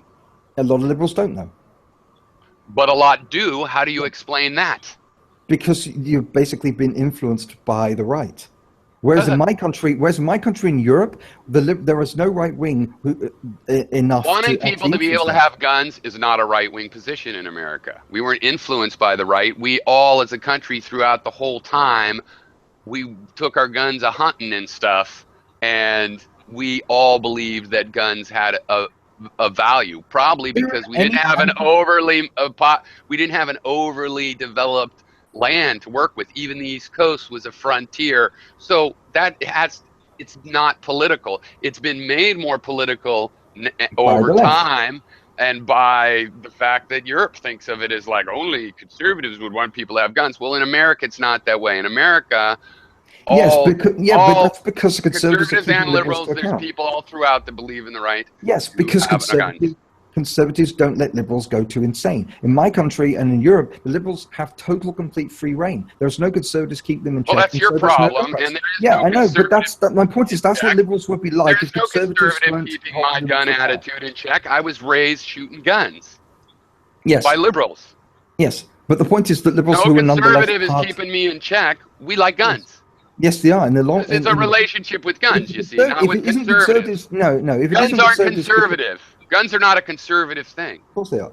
Because there's no Of course they're not. in Europe, and there's no gun rights. QED. Well, you thinking that guns are associated with conservatism is why you're going to lose your guns along with your conservatism, while Americans will still have their guns when all the conservatives are gone. No. Explain why we have no gun rights. If what's the difference between America and Europe? We had gun culture just because as much you as don't America have a did. big history of individuality. Yes, we did. Not really. Britain not by American standards. Britain invented. You wrote it down. Not by American standards. Europe does not have a big individualistic. Your standards were our standards. You believe everybody has a place and a role and a spot and a place to do and fill out and fulfill their role to the queens and all of that bullshit, and we grew up without that in this country. No, we had John Locke, we had Tom Paine, and the founding fathers. And they got shit nowhere. They had to do their experiments over here in the U.S. Yeah, Americas was an well, then English you'd be colony. the freest country on earth. The founding fathers were born English citizens. They got their liberty and their individualism from Britain. We invented it. The fact that America applied it to a greater degree is to America's credit. But the whole point is that our credit. No, it's that our environment allowed us to do that. No, don't give me that determinism crap. You had better. I'm not saying determinism. It was different all over this continent. But the fact that we had this frontier. And we had a philosophy of individuality and a frontier created people actually thinking of themselves as individuals when they went out and pioneered, and it became a very strong ethos in the United States. But you had to have an individualist culture in order to survive. And let's not forget there were a lot of other colonies that were created by other countries, and the English colonies are the ones that thrived because they already had the individualism which England developed. We had a huge amount. We had gun rights. We had gun freedom. We had huge amounts of individualism in the 19th century, and then the socialists took over and flushed it all away. Same with the entire rest of Europe. They had gun ownership in Europe, and then the fascists arrived, the Nazis arrived, the socialists arrived, and they destroyed it all. So we were at times almost neck and neck with America. America didn't have a massive head start. We had gun rights as well, and then we lost it all. And after the fascists and Nazis were defeated and the dust settled, we didn't go back to having gun rights. Mm-hmm. We basically stayed broken and under the yoke of a socialist system after the fascists and Nazis were destroyed, and half of Europe was under the control of the Soviet Union. I wish more Americans knew history, but on the other hand, the part of the problem with Europe seems to be changed to its history too much. No. Then you have these national and group identities and subgroups that sometimes go back 1,000 years. People know some battle between them. That never happens in the United States. So we're freed from all of that thinking. That is not what's holding us back. On the contrary, there was never a time in our history where everybody was supposed to pay. My favorite person is the queen or the king, and that changes things. Our country's detachment from history is one of the reasons that we are able to be quote unquote free. My country developed freedom through what are you trying to say? My country developed the Magna Carta and the individual rights by overthrowing and challenging the kings. We learned our lesson. And then we unlearned the lesson, and you're unlearning the lessons as well.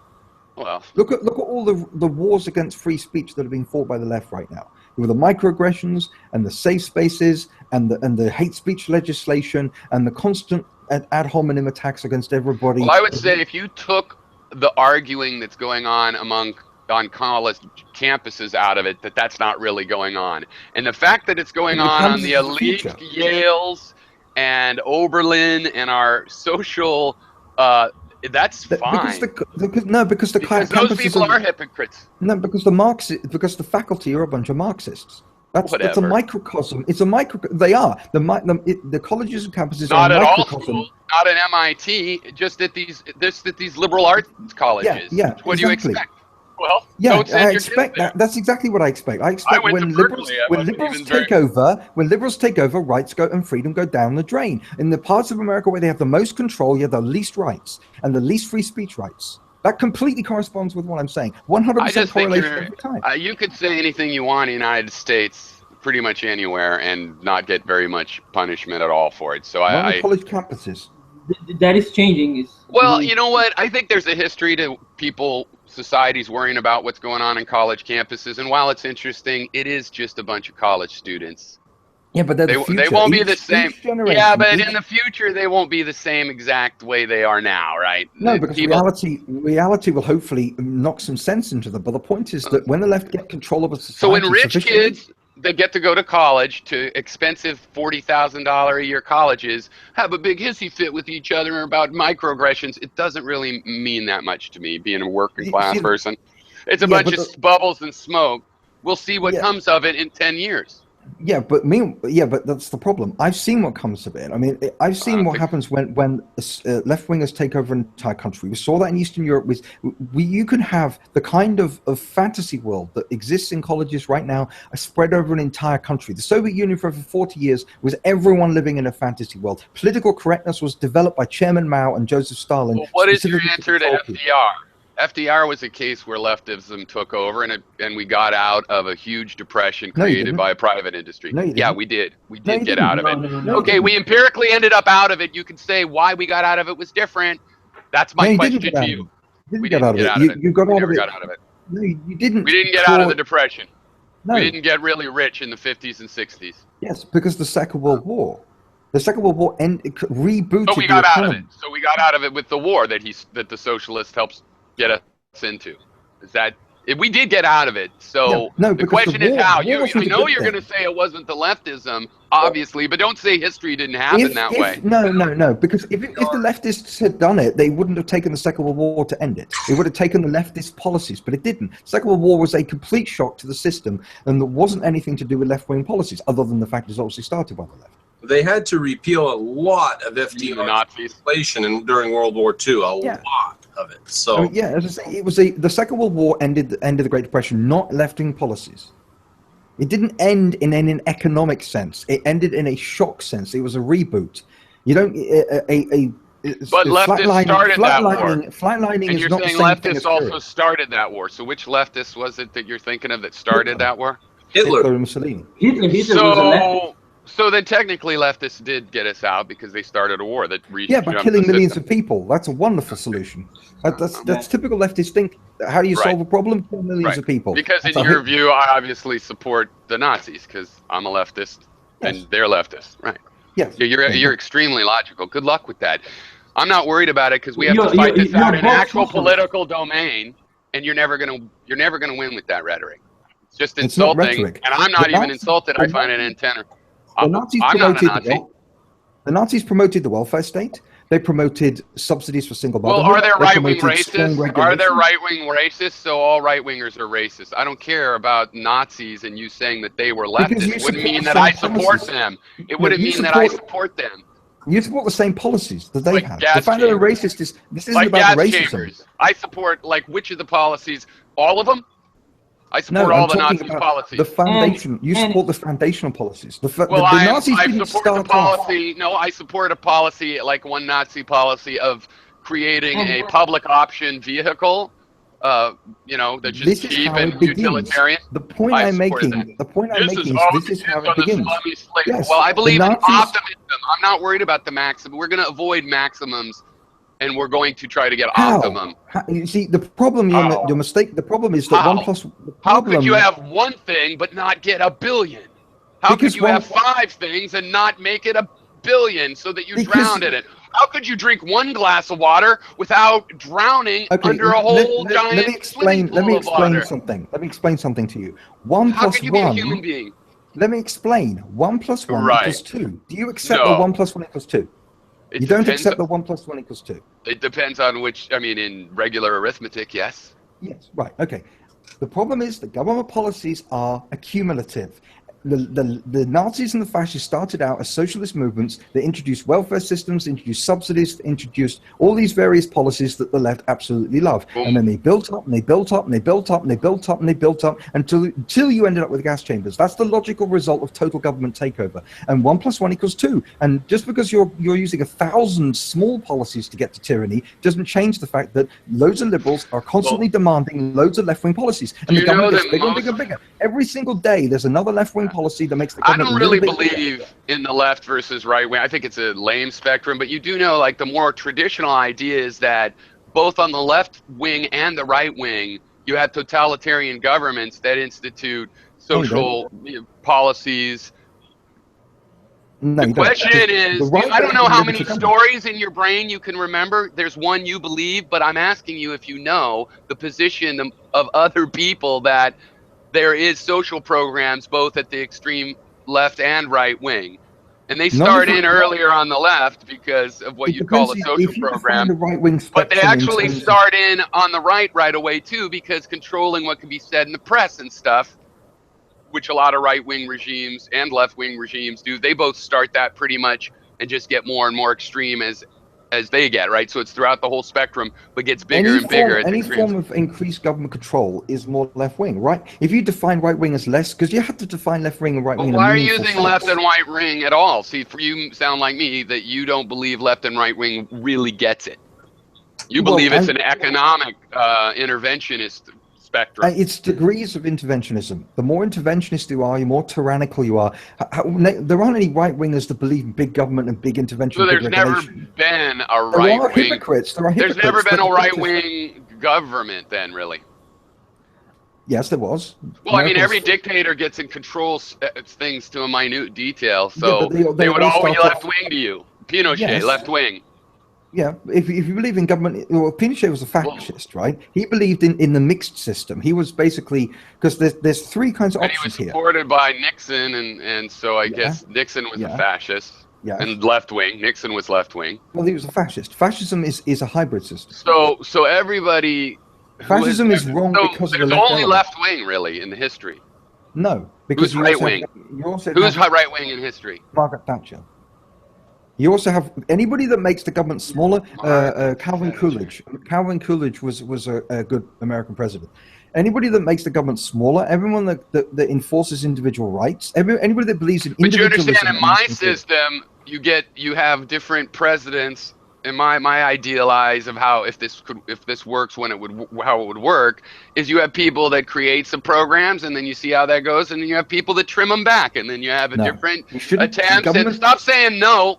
Yes, this is my position. Oh, yeah, you disagree that it's a good idea. I was saying that's my position. So I'm not looking for always left wing, less and less forever, or right wing, according to your thing, or all left wing, more and more and more forever. I wanted to, oscillate around. Because you ignore that 1 + 1 = 2. You're ignoring that 1 + 1 = 2. No, you're ignoring that there's also minus ones. Yeah, 1 + 1 + 1 minus 1 minus 1 + 1 minus 1. No. Again, look at it in the aggregate. No, there are no minus ones. No, the only people. Yeah, there are Margaret Thatchers and Calvin Coolidges that minus they're all on the right within our system.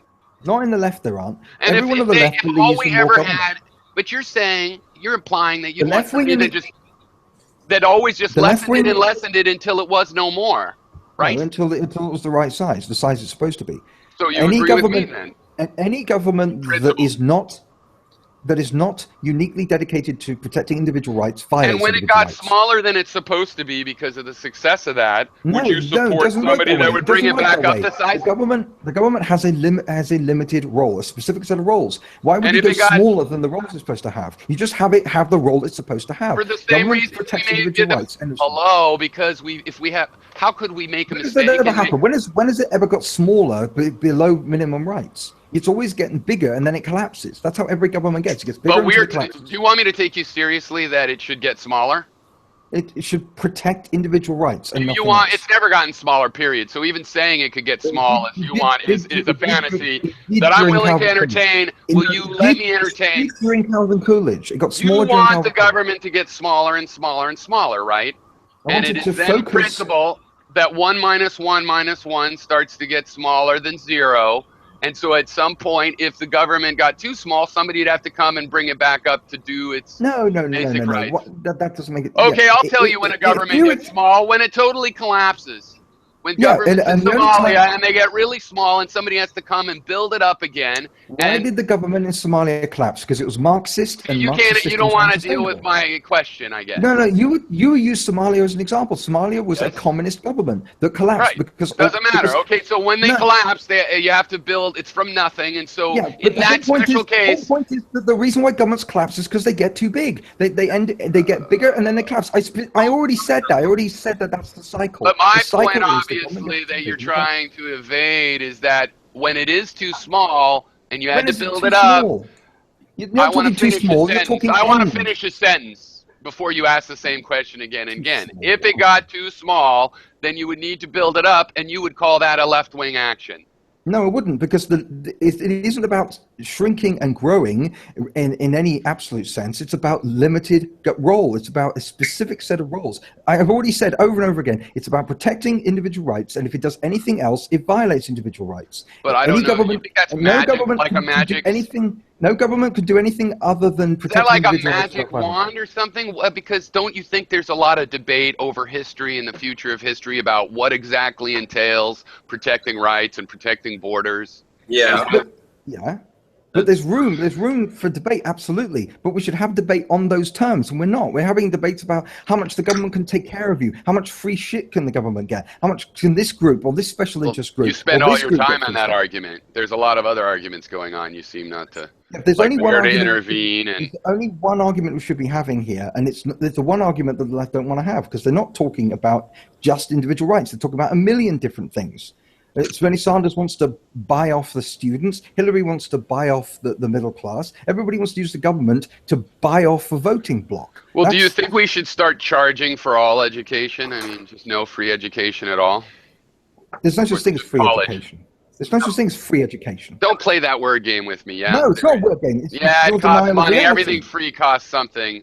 So the word free doesn't count. Okay, don't use it then. Don't use it then. Don't use a word that is disingenuous. No, you know what it means. It's not disingenuous. Yeah, I know. It's disingenuous. No, you're a moron if you think disingenuous. So you think Bernie Sanders would be saying that books are for free, we don't have to buy them. He's saying we got to spend the money to provide it for free. Everybody knows what giving something away for free means. Somebody else buys it. Everybody knows that. Yeah, they do. You're in a fantasy world where you want to argue with only morons, so you pretend we're all morons. No, we are not saying that books don't cost money. Yes, you are. No, we're not. No, I'm going to keep saying it free. Why do you keep saying free when it doesn't mean that? Because you don't understand the word. Everybody else does. Yes, nobody do. thinks, I understand when the word. I say, hey, I support free college textbooks or something, nobody thinks I'm saying they come out of the air for no money. No, they know you would. No, I don't use words. But in America, everybody would know that we'd be spending tax money on it. Everybody would know that. This is the problem. I'm not comfortable with using words in an Orwellian way that doesn't mean what it actually means. You use them Orwellian all the time. Like what? Well, like you redefine what left and right wing means to something totally different from what everybody else means. I make it meaningful. I make it. I make it generally true. It's generally true. No, you should invent your own spectrum name. It's not. You ask a conservative or a libertarian whether they want less government or more government. Just about everyone on the right, in general, believes in less government. That is a generally true thing. I'm a kind of libertarian, and I want better government. There's certain things where it should do more, and there's a lot of stuff where it should do less. And it's case by case within every single thing it spends money on, which is hundreds of thousands of. Okay. The problem with the case by case. No, it's not. Thanks for keep telling me you disagree with me. The problem I know that. The problem with case by cases is that it's still accumulative. 1 + 1 = 2. Every single time you have all these case by case people, along with all the left as a whole, the government still gets bigger and bigger and bigger, doesn't it? Do you deny that the government keeps getting bigger and bigger and bigger? It's because of the left. It's because of the case by case. Overall, but we have seen. Overall, and that's my point. That's how you end up with gas chambers. Because every single time you go case by case or on a liberal basis, the government gets bigger and bigger and bigger. You are taking 1,000 tiny steps towards gas chambers. That is what you are doing. And you don't deny that. The government gets bigger overall. And that is the problem. Because 1 + 1 = 2. And I'm sick to death of pointing that out to left-wingers. So intellectually bankrupt, they can't even add up. For example, learn to taxes. add up.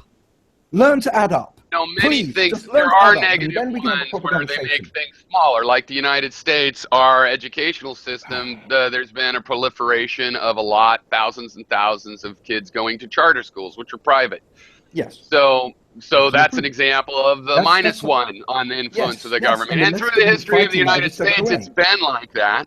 And that it's becoming bigger, it's like, well, it's getting more money to spend, population's growing. When you go bigger, that's just so blurry. I'm not talking when I'm saying we can talk about individual cases, there's things where the government could do more, and there's things where they could do less, but you only want to veer in one direction. I don't think you can steer a vehicle with only one direction.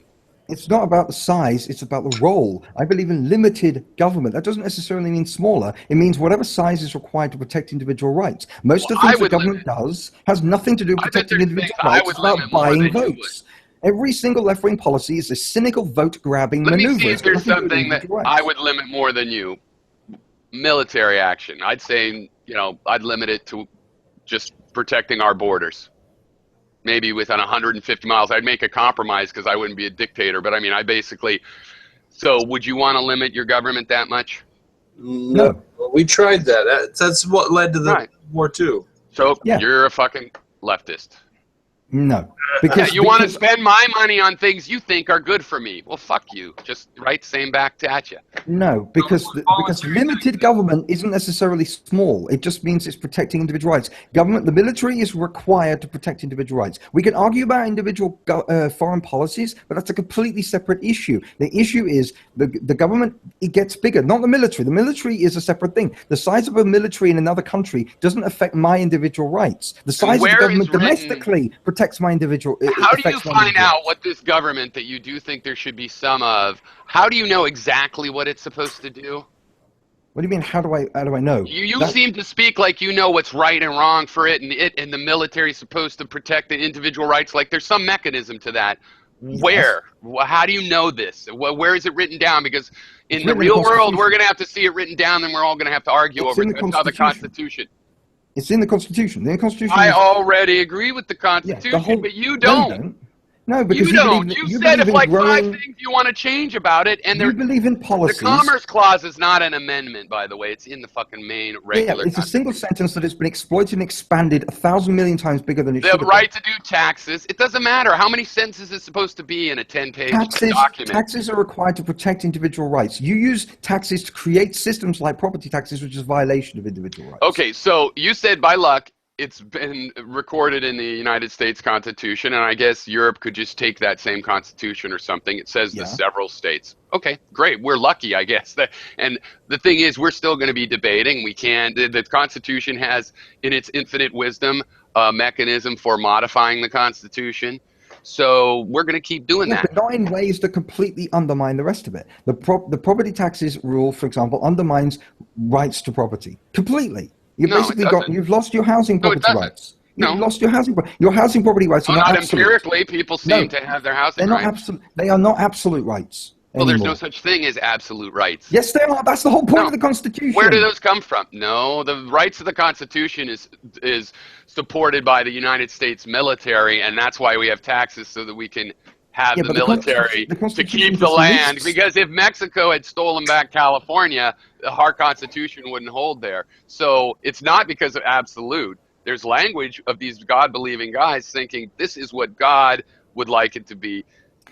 I don't know where in the real world we get it other than through philosophy. Mr. Cropper, would you like to explain why rights are absolute and where they come from? I'm just going to get a drink. Wait, can I have a request? Could you explain to me instead why you think that?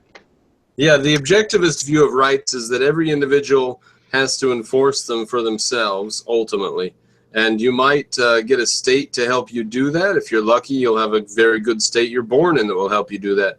But that's what politics is helping a state help you enforce your rights. But your rights are simply you get to do whatever you want as long as you don't hurt other people. That's the ultimate objectivist view of rights, and we enforce them by ourselves individually. We can hire the state to do that, pay taxes, have a military. But ultimately, a right is my ability to do what I want without anyone interfering with me. So that's absolutely. I agree with that. Yeah. No, I agree with that. A right is not a permission, and I think Bureau might think that a right is a sort of a permission. So it's absolute. I don't know what you mean. I agree with what you said, but I think what you miss is when you say as long as it doesn't hurt anybody else, that becomes a complicated issue in the real world of the real weather of how the world actually works. What counts as harm to other people? Like you and I are both, like I think, it would bother me, people walking around nude, but I'd get over it. It doesn't actually hurt me. But some people, and the reason it's illegal is, but that would offend me in a way, then that's offense is harm. So even arguing where offense, you know, and I would draw a very libertarian line of, no, if you haven't smacked me in the face and if you haven't physically hurt me, then I just have to learn how to deal, right? But that is a complicated argument. The society doesn't agree with my position on that, right? Yeah. So and it's legitimately complicated, Yeah. right? Because it's even when you say you pour a cup of salt into the creek, did that really hurt the guy downstream? I mean, it only is going to hurt if you're dumping hundreds. You know, it's only at a certain point is they're going to kill fish that there's a little salt in the water, right? You know, but on the other hand, if my factory's filling it with salt, then it'll kill everything. So at which point in that gradient does the harm become objective? That's the difficult part. I think it's simple. It becomes objective when there's real harm done. When you're actually harming the individual. Right. You would have a court system, and you would be able to sue people, and that. Yeah, exactly. Right. That's when you can sue people. Right. So after your kid dies, then you can go, hey, look, that's deadly water there. Yeah. But with no regulation, of course, you wouldn't know what really killed the kid. You wouldn't be able to figure out what the level of things was in the water after You'd the have fact insurance and whatnot. companies that would be able to investigate. Yeah, there would be a lot of money that would go into investigating these things, as there is. So. Yeah, it would just swing things in a private sector favor rather than a public sector. That's all. It'd just be a swing and emphasis. I'm looking at jobs right now and talking. And people, they don't want to go to jail. They don't want to be responsible for the death of other people. So I think that's a pretty strong deterrent. Yeah, I mean, I prefer relying on the self-interest of the individual rather than the benevolence of the government. I think one is much more reliable than the other. Okay. Sorry, the reason I dropped out is my wife just came in pointing out to a job. I'm looking through jobs here today because I've been looking for work. So, but I was listening, trying to multitask, and I just dropped off. Well, let me just explain about the 1 + 1 = 2 thing again. Do you deny that the overall aggregate effect of left-wing policies is a perpetual increase in the size of government, in the roles of government, the taking on of new roles? Do you deny that it's a perpetual, endless growth? I think he said that he agrees the government. Well, overall, the empirical fact is apart. Mostly all governments grow bigger and bigger until like there's a collapse. But in the United States, excuse me, yes, but the United States is a federal system. So no, certain states do have declines and do go in deregulatory directions all the time. And this allows the United States overall sort of to have a churn where, for example, Margaret Thatcher of the States, Ronald Reagan, he definitely reduced, and they froze taxes. They froze property taxes in California, at least except for when you sell your house, as opposed to a yearly assessment that can go up, and all sorts of things like that. And that can happen on both nationally in certain things. But meanwhile, while he did that, he grew the military. But the military is not. Does not. So it doesn't matter. Rights. I didn't think the military needed to be. The military does not have. If he hadn't done that, the whole thing would have reduced. What is it with you in the military? What is it with me finishing a sentence? I end up getting called interrupting because I interrupt people that have interrupted me to finish my fucking sentence. We are talking about individual rights here. The whole point is that the government has no business doing anything other than protecting individual rights. How does the size of the government affect individual rights? The size of the military. It has nothing to do with individual rights. We're talking about the size of government in terms of individual rights and freedom. That's bullshit when you're talking about that. The bigger military costs more money. The individual citizens have to pay that. That affects them. So you admit the higher the taxes, the more people's rights are being infringed. That's an interesting question. I believe that it affects them. Not military. Well, look, I don't think that I get to vote on how this system, works to a degree, and I make that based on all kinds of things. I don't make it based on just rights. I do limit what I support in that it's not something that violates rights, but I don't see rights as something, affirmative I'm voting for. When I decide to vote for something, usually it's because, is that a good idea or a bad idea? Should we subsidize flat screens or not? But that's ridiculous. Should the military, after it's developed flat screens, should it release them to the commercial sector or not? Should the internet be released to the commercial sector or not? I support releasing it, and it probably did increase rights, but I just thought it was a good idea, sort of, period, on a lot of grounds. So, but it is an interesting thing. I mean, I think it's not the fault.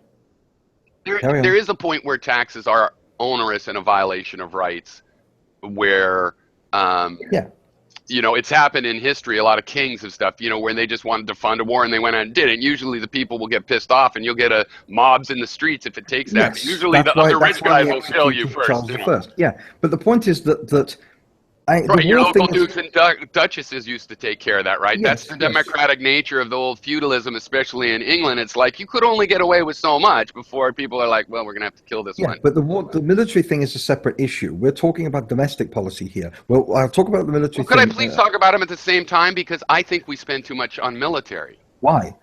But the military is at least bigger than we need is all. What? How do you determine the correct size, given that foreign policy requires taking into account huge numbers of variables? Yes, but I think it's too big. I believe, yes, we need it. It's just bigger than we need. It could do all the job we need and be a fifth as big easily, or if not even a tenth, but let's stay at a fifth. How do you rule out, in any absolute sense, government intervention in a country? How do you know that that's not necessary? Will never be necessary. Piero, what if we have... But no, I'm just saying I want to cut government. Let me bring that into the conversation. We'll cut that part of the government, as well as you talking about cutting social programs, because I actually don't want to... I'm not as worried about the amount, but it is getting to be a problem in the United States. What bothers me is mostly that they're not being put to productive use. So, for example, I believe in a welfare that is workfare. You make somebody work. Like if they are bed bound, then their work can be letting the college students come and read their blood pressure for the, you know, while they're trained, or their job could be to shuffle them around to schools and do talks or something. But most people, whatever, you wouldn't have to accommodate, and you do something productive. You at least get the trash picked up out of you know, you never spend that money and not get something productive out of it.